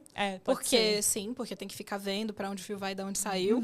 Mas que quando a pessoa sabe ler receita, é isso. Aí ela prefere a receita porque é mais rápido. Você pode fazer vendo série. Aí você vê a próxima carreira. Ah, tá. Vou fazer Beleza, isso. já sei como fazer, próxima né? Carreira. Não, e chega uma hora do amigurumi também, tipo, isso era uma coisa, né? Isso é uma coisa, por exemplo, dos livros da Jan também. Que chega uma hora que tu sabe assim, na próxima carreira eu tenho que aumentar 6 e eu tenho que aumentar onde é a barriga, beleza. Eu sei onde é a barriga. Eu tenho que aumentar tantos pontos. Acho que eu fiz deixa eu ver qual que foi. Eu fiz o cachorrinho que ficou igual o Jango. Foi. O cachorrinho dela ficou igualzinho ao Jango. Quando o Jango tinha o narizinho pretinho, que agora o cachorrinho dele... O Jango é meu cachorro, gente. Eu tenho um cachorrinho. Coisa mais fofinha. E ele... Aí depois eu acho pra mostrar. Mas tem um dos livros dela que tem esse cachorrinho e foi isso. Aí eu ficava fazendo exatamente assim. E o Klaus, meu namorado, ficava olhando e pensando, nossa, como tu sabe? Tu nem leu o negócio. Eu falava, a gente sabe, é só ver que é isso aqui. Ai, no outro livro, peraí. E elas se repetem bastante também, né? Tipo, quando você vai fazer qualquer aumento que é regular... Exatamente. Você vai... E normalmente é de 6 em 6. Então, você vai... esse aqui é de 6 em 6, aí vai 6, 12, 18, 24 e vai indo assim. Você só vê qual é onde chega. Tipo, é até 60. Então, beleza. Aí eu vou aqui fazendo até, tipo, várias carreiras. Chega uma hora que tu consegue olhar. Até enxergar, né, mesmo. Tipo, tá aqui, esse cachorrinho aqui. Esse é o cachorrinho, só que eu fiz ele todo em branco. Eu devia ter trazido a ovelhinha que tu fez pra mim, que eles eram um parzinho. Agora eu levei pra casa. Mas esse cachorrinho aqui que eu fiz... E esse é uma técnica um pouquinho diferente, que ela faz aquela correntinha que contorna, sabe? Sei. Pra fazer as costinhas. Eu adoro essa técnica. Mas pra mim é isso. Chegou uma hora que, tipo, já entendi que eu tenho que aumentar um pouquinho mais aqui embaixo, tudo. Exatamente, não preciso muito de receita. E se der errado a receita... Também tá tudo bem. Como eu falei, eu sou da pessoa que melhor torto do que reto vai ser. Sim. Deixa eu voltar à pergunta, peraí. Agora perdi as perguntas. Eu sei que tu tem um fã-clube bem fiel, assim, e também esse fã-clube da Sociedade Secreta, que, como tu falou, assim, foi indo pelo interesse das pessoas, assim. E existe um perfil das pessoas que te buscam? É uma grande diversidade de pessoas muito... Tipo, não existe um perfil, é todo mundo. Ai, Cris, eu acho que se você pegar lá os dados demográficos e tal, você vai achar um perfil.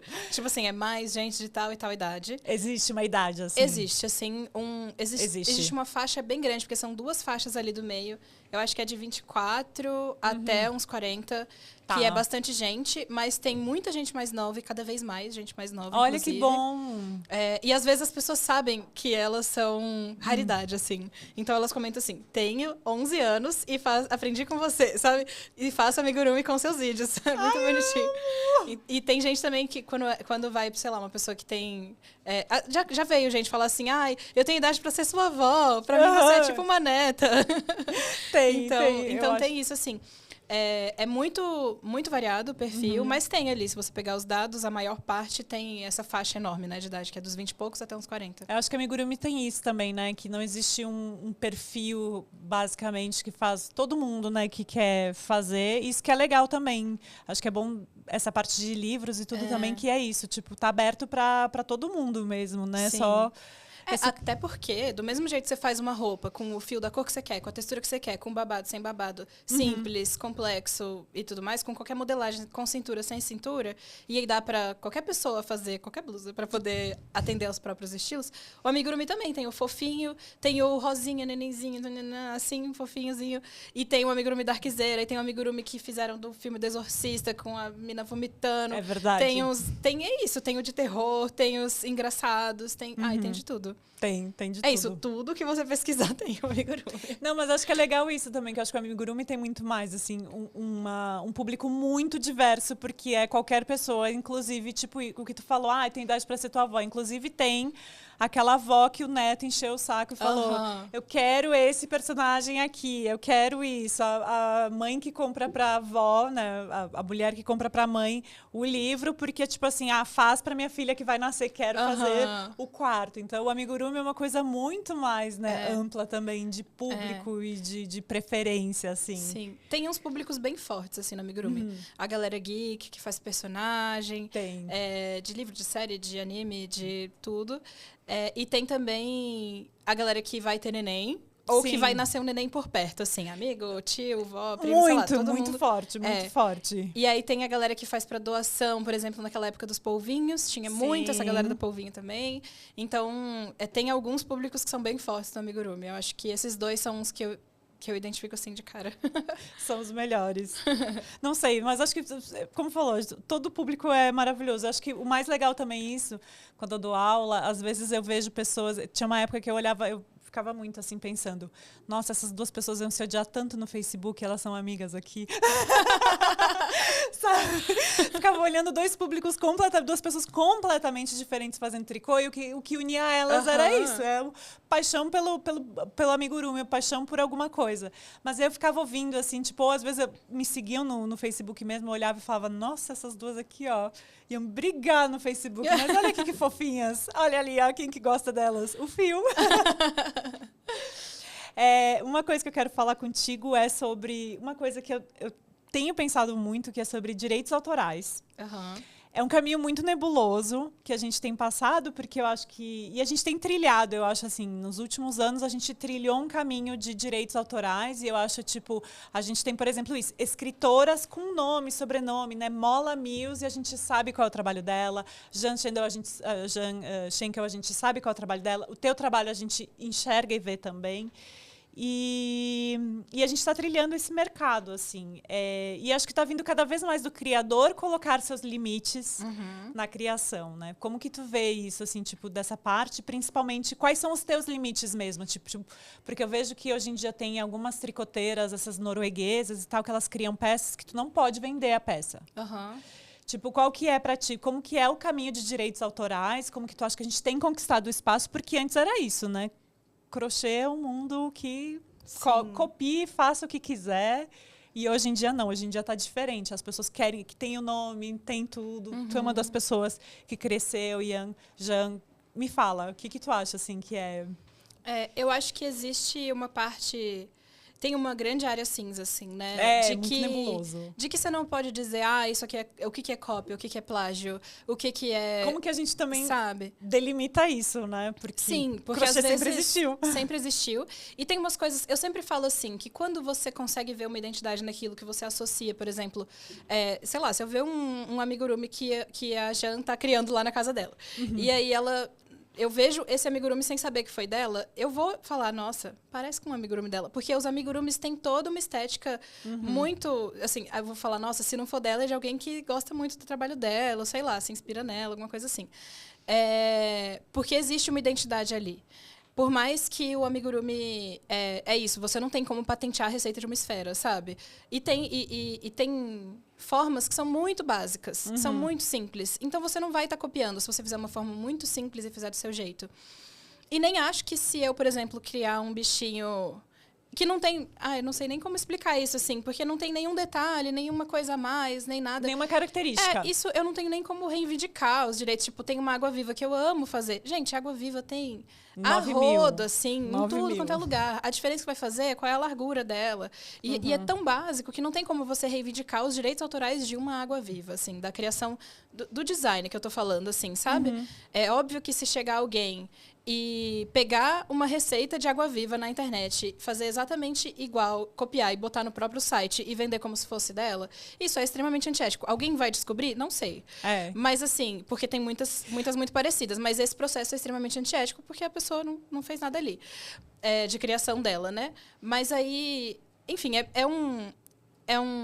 é tão nebuloso, assim, e entra tanto numa área cinza, porque vai ser caso a caso. Não vai ter como Exatamente. dizer uma regra universal. O que eu falo sempre para as pessoas quando elas estão criando é para elas tentarem ter um processo o mais ético possível. Então, é isso. Quando você for ter referência, você não vai pegar uma referência só, olhar um amigurumi, tipo, eu quero fazer um jacaré. Eu olhei um único jacaré. A chance de sair extremamente parecido e isso ser um plágio é muito alta.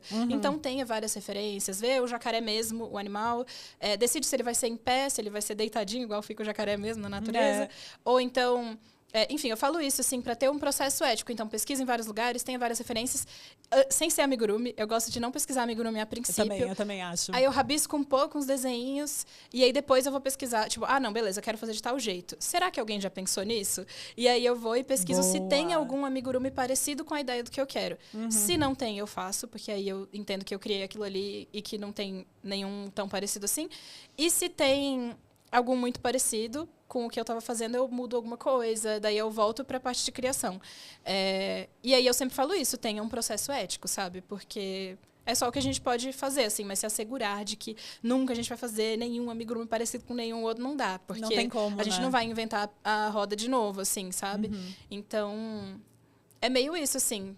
E para quem compra tuas receitas, pode revender? Como que é sempre. Pra ti? Super. Tipo assim, Super. pode revender, pode fazer o que quiser. Fiquem ricos. Fiquem ricos. Agora, Se se uma empresa grande, multinacional, usa o teu amigurumi para... Jamais.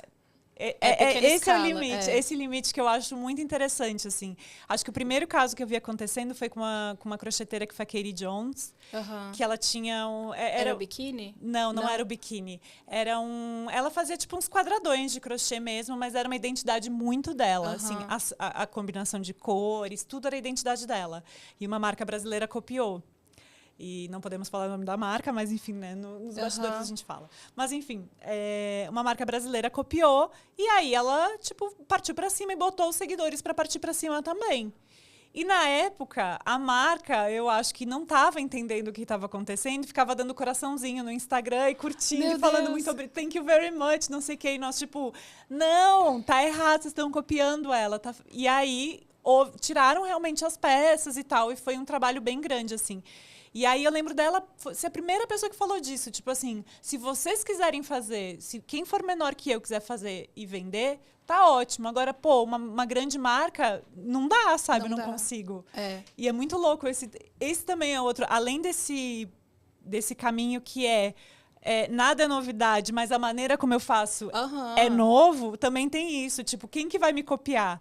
É uma pessoa que está aprendendo e que quer vender e que está começando a empreender, que eu quero muito fomentar esse lugar, é uma coisa. Agora, poxa, gente, os maiores que estão vindo aqui se aproveitar do meu trabalhinho... É muito diferente. Não, é muito diferente. A escala muda tudo, na verdade. Inclusive, no início, as pessoas não entendiam muito bem essa coisa do tipo, por que eu não posso pegar uma receita em PDF que eu comprei e divulgar num grupo de 10 mil pessoas no Facebook? Por que eu não posso fazer isso? Não pode. Se eu posso comprar uma revista... Esse terceiro caso, exatamente. Se eu posso comprar uma revista e emprestar para minha vizinha, para ela pegar o gráfico, por que eu não posso botar uma receita no Facebook que eu estou ajudando as pessoas? Ainda tem essa sensação, né, de que estou ajudando alguém.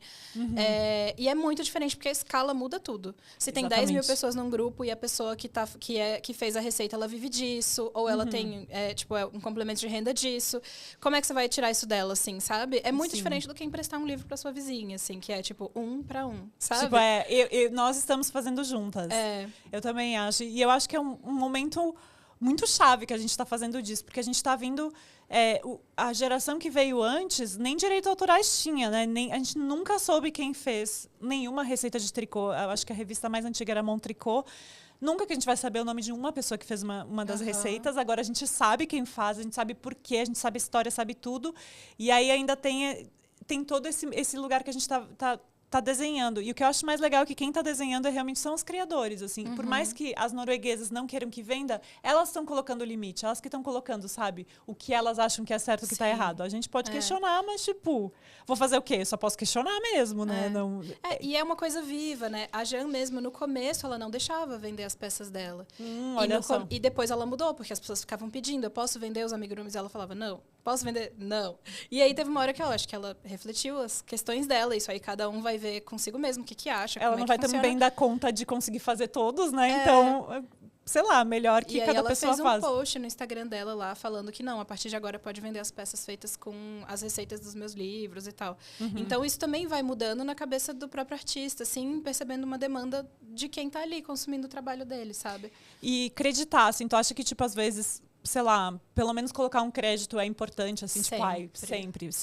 Isso é muito importante. Gente, muito importante. Acreditem o criador da peça que vocês fizeram. Até porque cria uma comunidade, assim, Exatamente. não só pra gente, pra quem tá fazendo também, né? Isso. E a gente está aí sempre falando tanto de como é desvalorizado, como é, nossa, o artesanato não é valorizado. E aí, quando a gente tem a oportunidade de valorizar o trabalho da pessoa, que foi quem ensinou pra gente a fazer aquela receita, a gente vai e fala, não vou valorizar.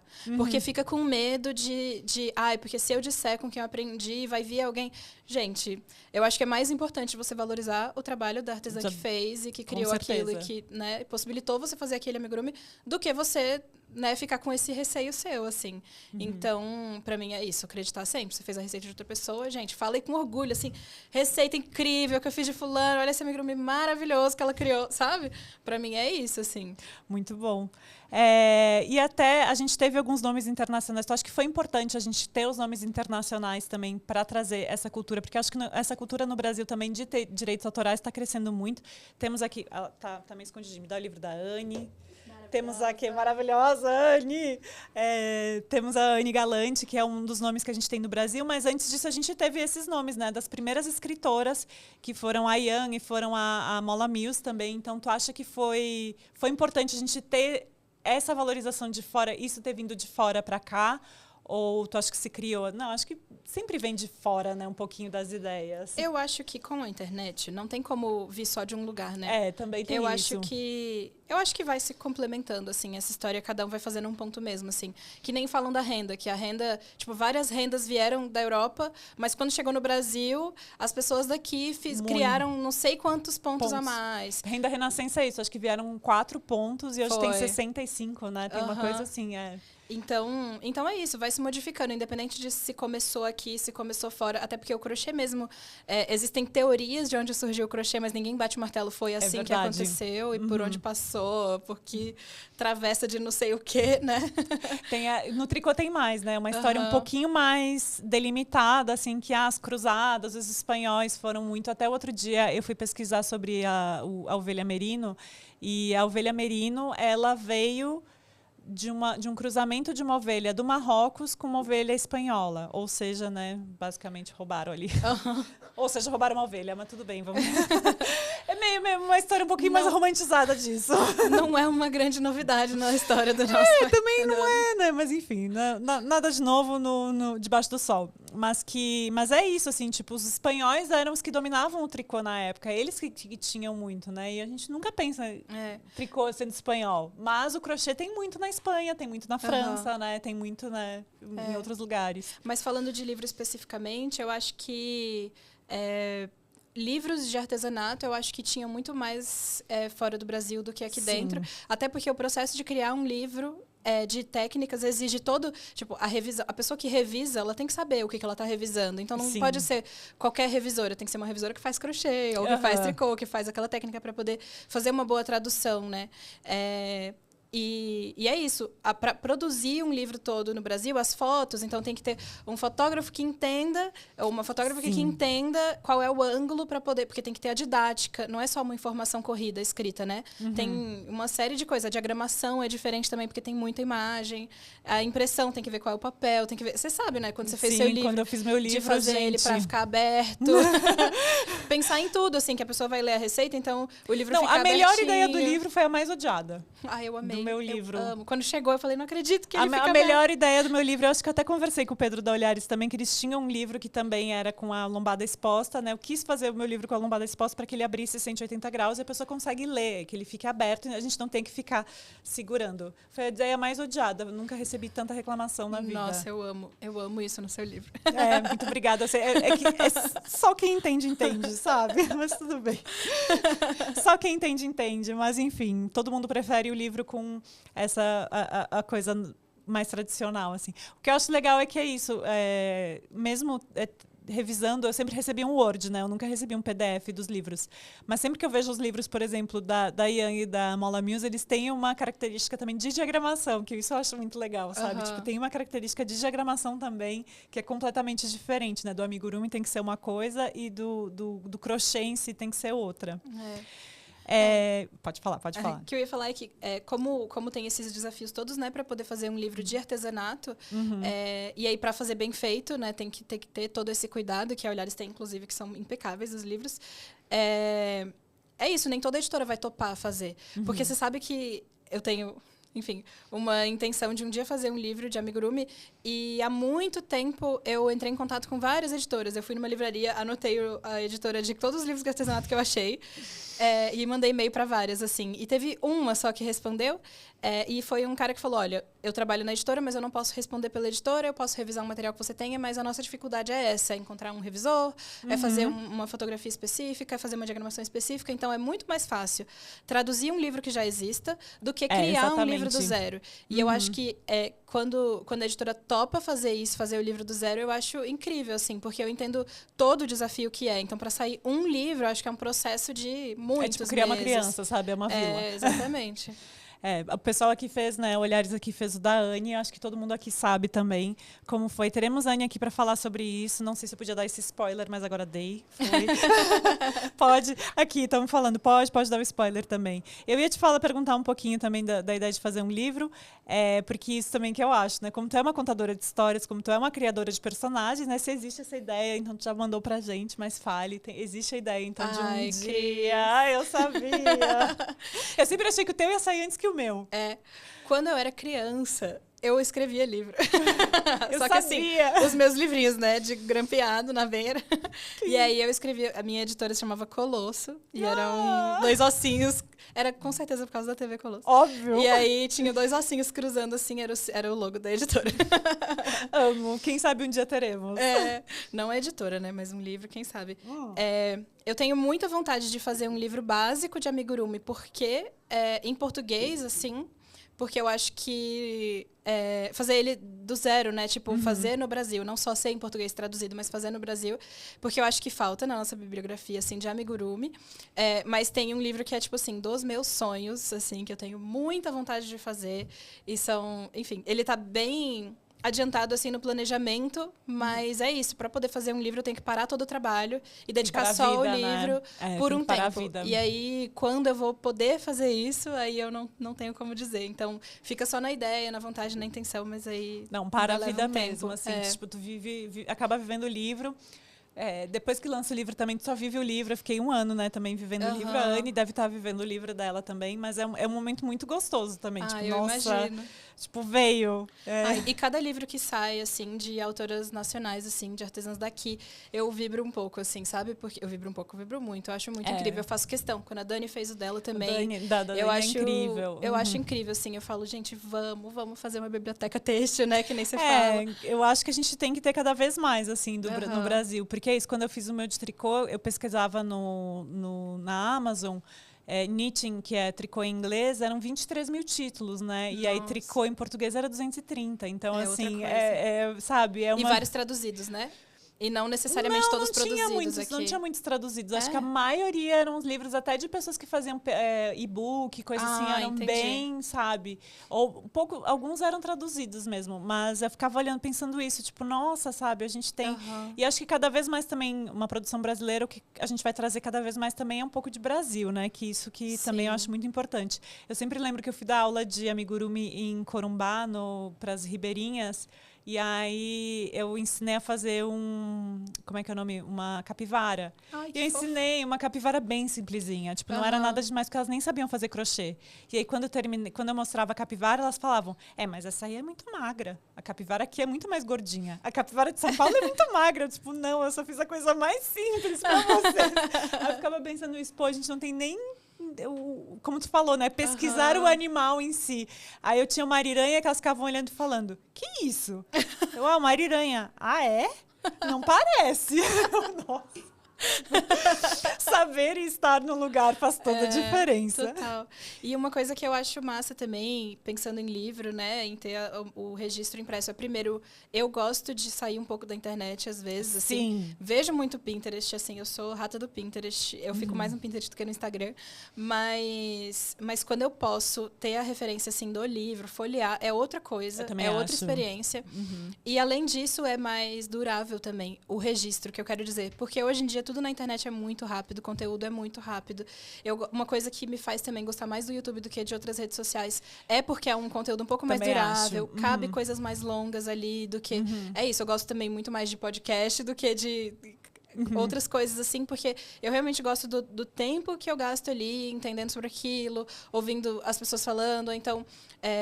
E ter um material durável, assim, um registro mesmo, eu acho muito incrível, eu acho muito importante para criar memória, assim. A gente não tem criado muito. E por mais que isso, a gente pode até ler no celular, mas ler no livro é outra experiência, sabe? Tipo, tu tá fazendo o teu amigurumi, lê o livro, é isso, como tu falou, às vezes tu entra no celular para ler uma receita e quando tu vê, é isso, tu já tá pesquisando a vida do vizinho. E tipo, pô, nossa, eu só queria ver uma receita, enquanto aqui é tu e o livro, é muito mais gostoso. E tem a organização também, né? Quando você pega ali o índice, não é só para você... Às vezes, pelo menos eu penso assim, às vezes é mais importante eu fazer o índice, porque é ali que vai estar a didática, né? O que vem primeiro, o que vem depois, Sim. o que é importante da pessoa saber antes de fazer os tutoriais vão ficar no começo, vão ficar no final, o que é mais fácil para a pessoa. Então, pensar em tudo isso, eu acho que é um conteúdo muito mais pensado do que aquele conteúdo que a gente estava falando. Isso sem querer demonizar, tá? Eu adoro também conteúdo de... apareceu aqui, de repente, a peça porque às vezes a gente também já entende tão bem que o que eu preciso são aqueles 15 segundos também, total. né? Não, tipo, eu já sei como que faz, eu só preciso saber aquele pulo do gato que a pessoa vai me dar e tá ótimo. Sim. O que eu quero dizer só é de reforçar a importância de existir um conteúdo que ele seja pensado do início ao fim ali para a pessoa que tá consumindo aquele conteúdo e que seja... É isso. Tipo, a Sociedade Secreta para mim é importante por causa disso, porque vai ter ali o basicão da costura, do acabamento, não sei o quê, e vai ter também um negócio mais complexo de como faz as formas básicas, as formas, né, para poder, as formas geométricas do amigurumi. Então, eu acho massa quando é pensado do início ao fim, que não ficam só trechos de muito pouco conhecimento ali, que também é massa quando a gente tá zapeando ali no Instagram, tá ali de boas, tranquila, mas são momentos diferentes, né? E eu valorizo muito isso, assim, de ter registro do processo inteiro, sabe? Sim, também acho que é bem, como tu falou, é importante a gente saber, e às vezes... Tipo, eu lancei lancei um vídeo básico de tricô, assim, e tem muita gente que me segue há muito tempo, que faz todos os meus projetos, que entra lá e fala, nossa, eu não sabia disso. Tipo, um negocinho que eu ensinei ali, sabe? É só uma coisinha que eu quis fazer diferente, para a pessoa foi importante, assim. Então, mesmo ter todos os processos, a gente também tem que fazer. Eu sempre leio, principalmente, né, revisando os livros, eu gosto muito de ver... exatamente isso que tu falou. Eu acho que por muito tempo também, muitos livros que a gente tinha aqui eram só receitas, não tinha a técnica, como a Mola Mills e como a Ian fazem, de ensinar como faz o crochê, como que eu faço meu ponto, porque o da Jan é diferente, como que é diferente, assim. A gente nunca teve muito dos livros, agora tem, né? Tipo, como que é a técnica. E que às vezes faz toda a diferença para fazer uma peça de um jeito ou de outro. Sim. Me fala um pouquinho, que a gente acabou de passar pelo dia do amigurumi. Como que amo. foi? Como surgiu esse dia? Se é só no Brasil, tem no mundo inteiro? Que dia é esse? Fala. É o Dia Internacional do Amigurumi. Ai, maravilhoso. Então, o Dia do Amigurumi foi uma brisa, assim, que eu pensei, gente, tem dia de tudo, podia ter um Dia do Amigurumi. Fiquei com essa ideia, assim, de plano de fundo. E teve um belo dia que eu compartilhei com uma amiga, que é a Márcia Scarpelli, que é das Santinhas, que faz amigurumi há muito tempo. Quem faz amigurumi e gosta de Santinha vai conhecer o trabalho dela Sabe quem é. Sabe quem é. E ela falou, uai, mas por que você não faz, Bia? Porque pra mim era simples assim também, chegar e fazer. Mas ela falou, por que você não faz? Daqui a pouco uma marca aí grande vai fazer e você perdeu essa ideia. Faz logo e tal, e ficou no meu pé pra fazer. E uma coisa também que eu não sabia foi que ela me contou que o Dia do Crochê foi criado por um cara numa fábrica de agulha ou de fio, acho que era de agulha. Olá. E era alguma coisa relacionada com... Eu vou contar a história toda errada, talvez eu esteja com a memória ruim, enfim. podemos pesquisar melhor depois. Alguém pesquisa não depois confia, e bota aqui. Não confia só no meu relato, vai pesquisar direitinho. A gente não tá com o Google aqui, então, por favor, pesquisem.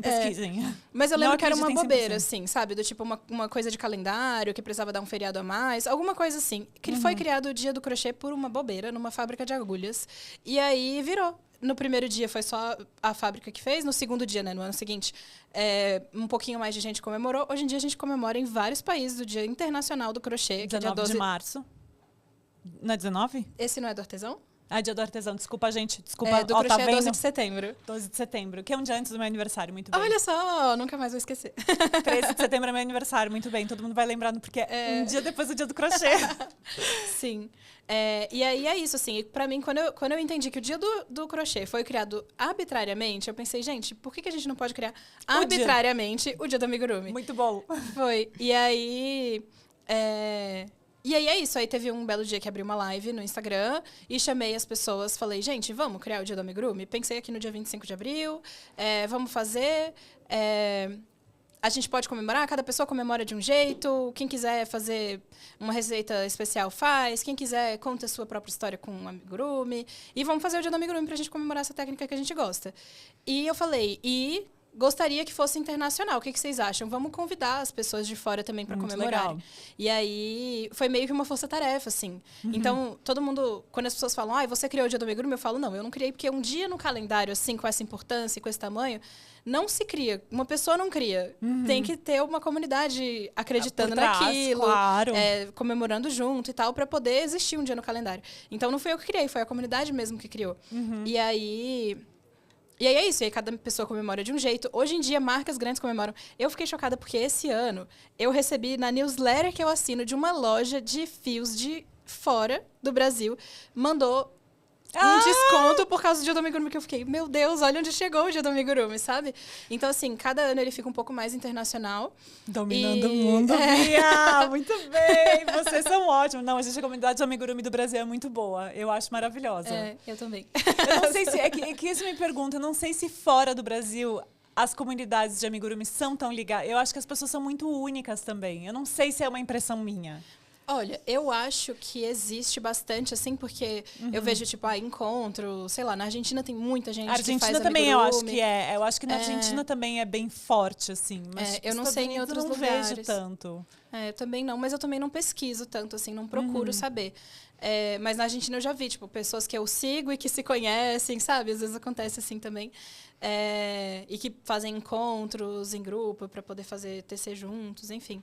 Então tem uma comunidade também. A que eu sei é só da Argentina, né? E do Brasil. Mas deve ter em outros lugares também. Muito legal. E qual foi teu projeto do Dia do Amigurumi? Então. Eu amo. Os projetos do Dia do Amigurumi são sempre projetos que eu me dedico bastante. E começou meio sem querer, assim. O que acontece? O primeiro Dia do Amigurumi foi em 2019. E a gente estava tranquilamente caminhando pelas ruas. Ninguém estava em perigo, assim, né? Desse grande vírus que a gente teve. E aí foi encontro presencial. Teve gente que fez encontro presencial em outras cidades. Armarinhos que juntaram ali clientes ali para poder fazer um encontro. Demais. Então, recebi foto, recebi um monte de coisa assim. Eu fiz no Ibirapuera. E levei uma receitinha, assim, bem simplinha. Nem é uma receita que eu gosto muito. Tem gente que gosta dela, mas eu não sou muito fã. Porque eu fiz muito rápido, porque eu não queria também não levar nada. Aí eu levei uma receitinha, levei uns fios para quem quisesse fazer troca de fio e tal. E a gente ficou lá. E foi muito massa. Mas aí, 2020, estava em pandemia. E todo mundo fechado em casa. E era o começo, era abril. Então... eu pensei, eu quero fazer uma coisa especial e eu quero fazer uma coisa que tenha um significado para a comunidade, assim, sabe? Então, eu pensei em fazer um amigurumi que representasse algo. E aí, eu pensei em fazer uma bonequinha, porque eu pensei, eu quero uma coisa que seja, que as pessoas gostem de fazer. E muita gente ama fazer bonequinhas. Aí eu pensei, não faço muito, mas vou fazer uma bonequinha no Dia do Amigurumi. Aí fiz, e ela é uma bonequinha que tem um brotinho na cabeça, chama Flora. Eu lembro. E ela é meio que para representar a comunidade que faz amigurumi, porque a ideia é que, do lado de fora, as plantas mesmo, elas são seres individuais, mas existe toda uma comunicação pelas raízes. Então, e é meio que assim também que a gente faz. E aí, pra fazer jus a isso, eu pensei, então eu não vou divulgar a receita publicamente para ninguém. A gente vai passar de mão em mão pelas raízes também, assim. Então, não vai estar no Instagram, não vai estar no YouTube, não vai estar em lugar nenhum. Eu vou falar assim, gente, a receita está circulando, pergunta pras amigas aí. Tá por aí. Tá por aí. Encontrem. E aí, quem tiver já, oferece ajuda. E vamos trocar, vamos... É isso, vamos se ajudar. E aí, todo dia... Aí pode postar spoiler, assim, não pode mostrar totalmente. Mas no dia 25, todo mundo posta junto a foto do amigurumi feito. E a gente vê. A gente vai ter um gostinho, assim, do poder da nossa comunidade, né? Ver até onde chegou. Porque é isso. Chega dia 25 e aí virou tradição, né? Eu fiz isso no primeiro ano. Aí no segundo ano... E aí? Vai ter receita secreta? Tudo secreto. Via secreta. E aí todo ano eu comecei a fazer também por causa... Nem era a intenção fazer todo ano. Mas aí todo ano as pessoas pediam, assim, no segundo ano pediram, no terceiro eu pensei, bom, é isso, todo ano vai ter. E aí todo ano ela tem um significado especial, assim... pensando muito no ano, o que a gente está vivendo coletivamente, o que está acontecendo no mundo, assim, no mundo não, né? No Brasil, principalmente. E é isso, assim. Então, aí sempre vai com uma cartinha junto. Nunca é só a receita, tem um texto que vai. Então, tem o vídeo de apoio também, porque eu entendo que várias pessoas são iniciantes e precisam do vídeo. Então, qualquer parte que seja um pouquinho mais desafiadora, eu faço vídeo. Ah, legal. Tem que sempre ter. Eu amo o dia do amigurumi, porque eu também sempre fico esperando, tipo, o que será que as pessoas vão fazer esse ano? Muito legal. Eu acho muito especial. E termina que virou uma brincadeira e pessoas depois me contam, eu fiz amigos por causa do dia do amigurumi. A pessoa que me entregou a receita é minha amiga até hoje, porque a gente trocou ideia assim, assado. É isso que eu digo, tipo, eu acho que o artesanato em si, mas, tipo, principalmente esses anos que a gente tem vivido, que eu acho que, por exemplo, a minha mãe fez muito sozinha, porque ela era a única da família que fazia e tal.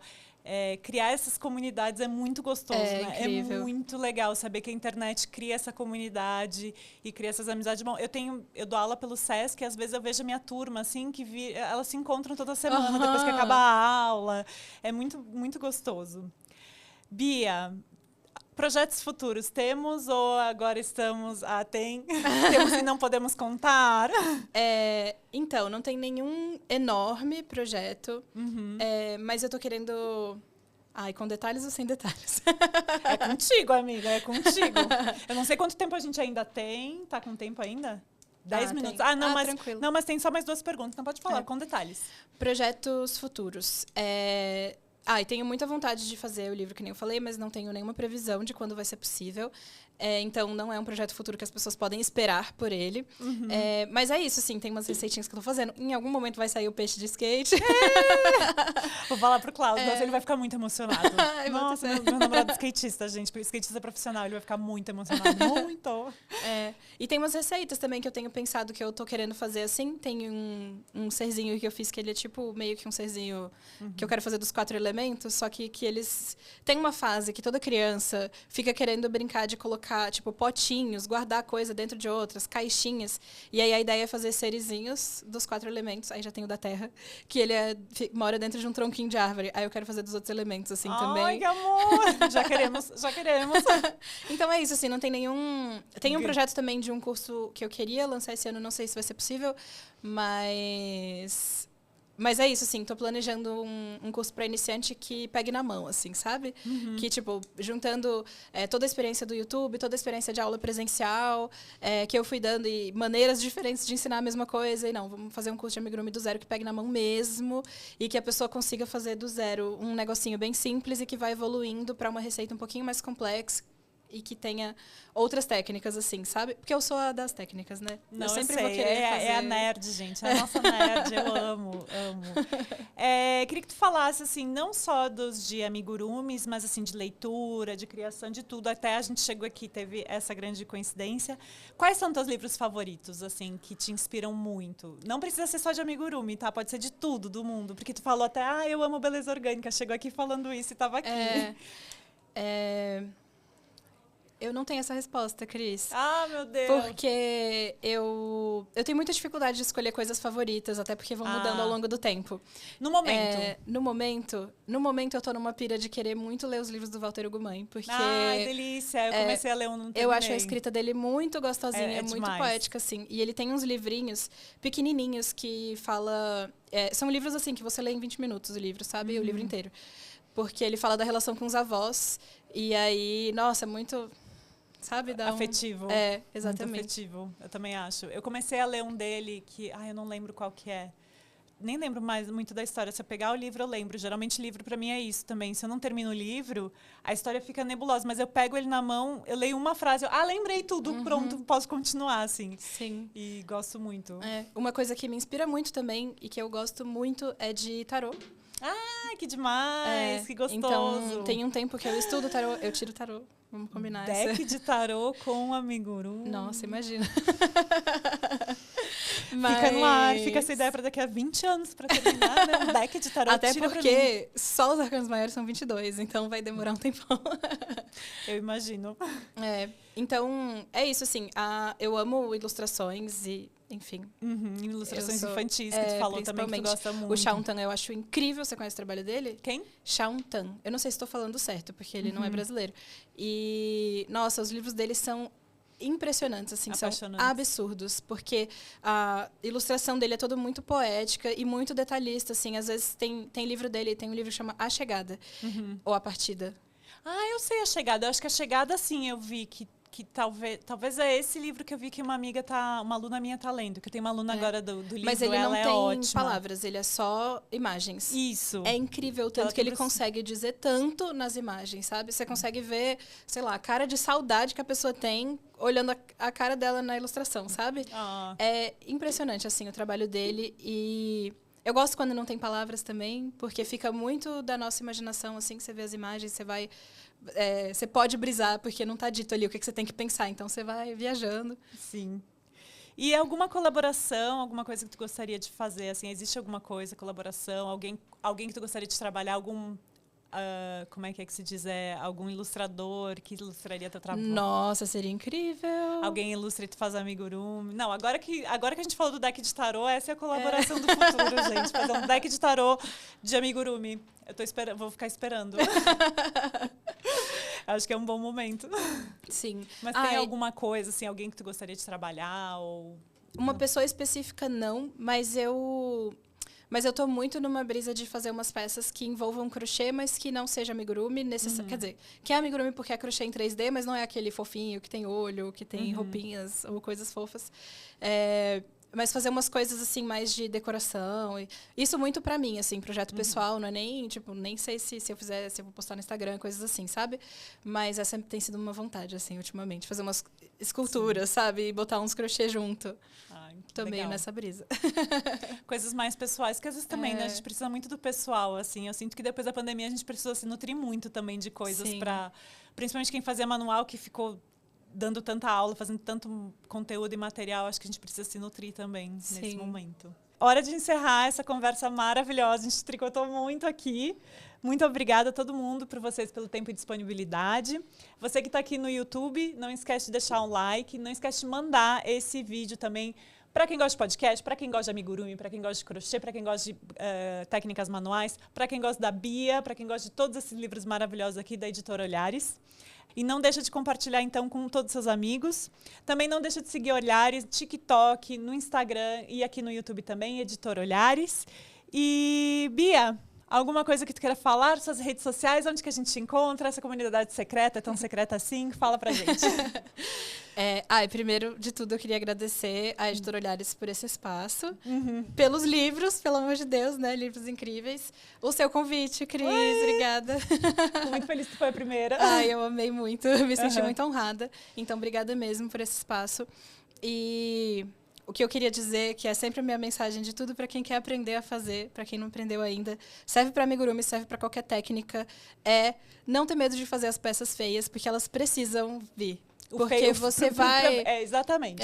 Você não vai ser bom no começo. Então, a gente tem que aceitar que a gente vai ser ruim para depois ser bom. Então, e nem tem obrigação de ser bom, não. A gente pode fazer só pelo prazer de fazer e tá tudo certo. E é isso, assim. Então, encorajar as pessoas a aprenderem. E minhas redes sociais, no Instagram é tobe_. E no YouTube é só tobe. E acho que é isso, são minhas principais. TikTok tem também, não? TikTok tem, mas eu uso pouco. É isso. Acho que essas são as principais, é como me encontra mais fácil. E, bom, é isso. Obrigada, pessoal. Uma boa tarde, boa noite, bom dia, sei lá.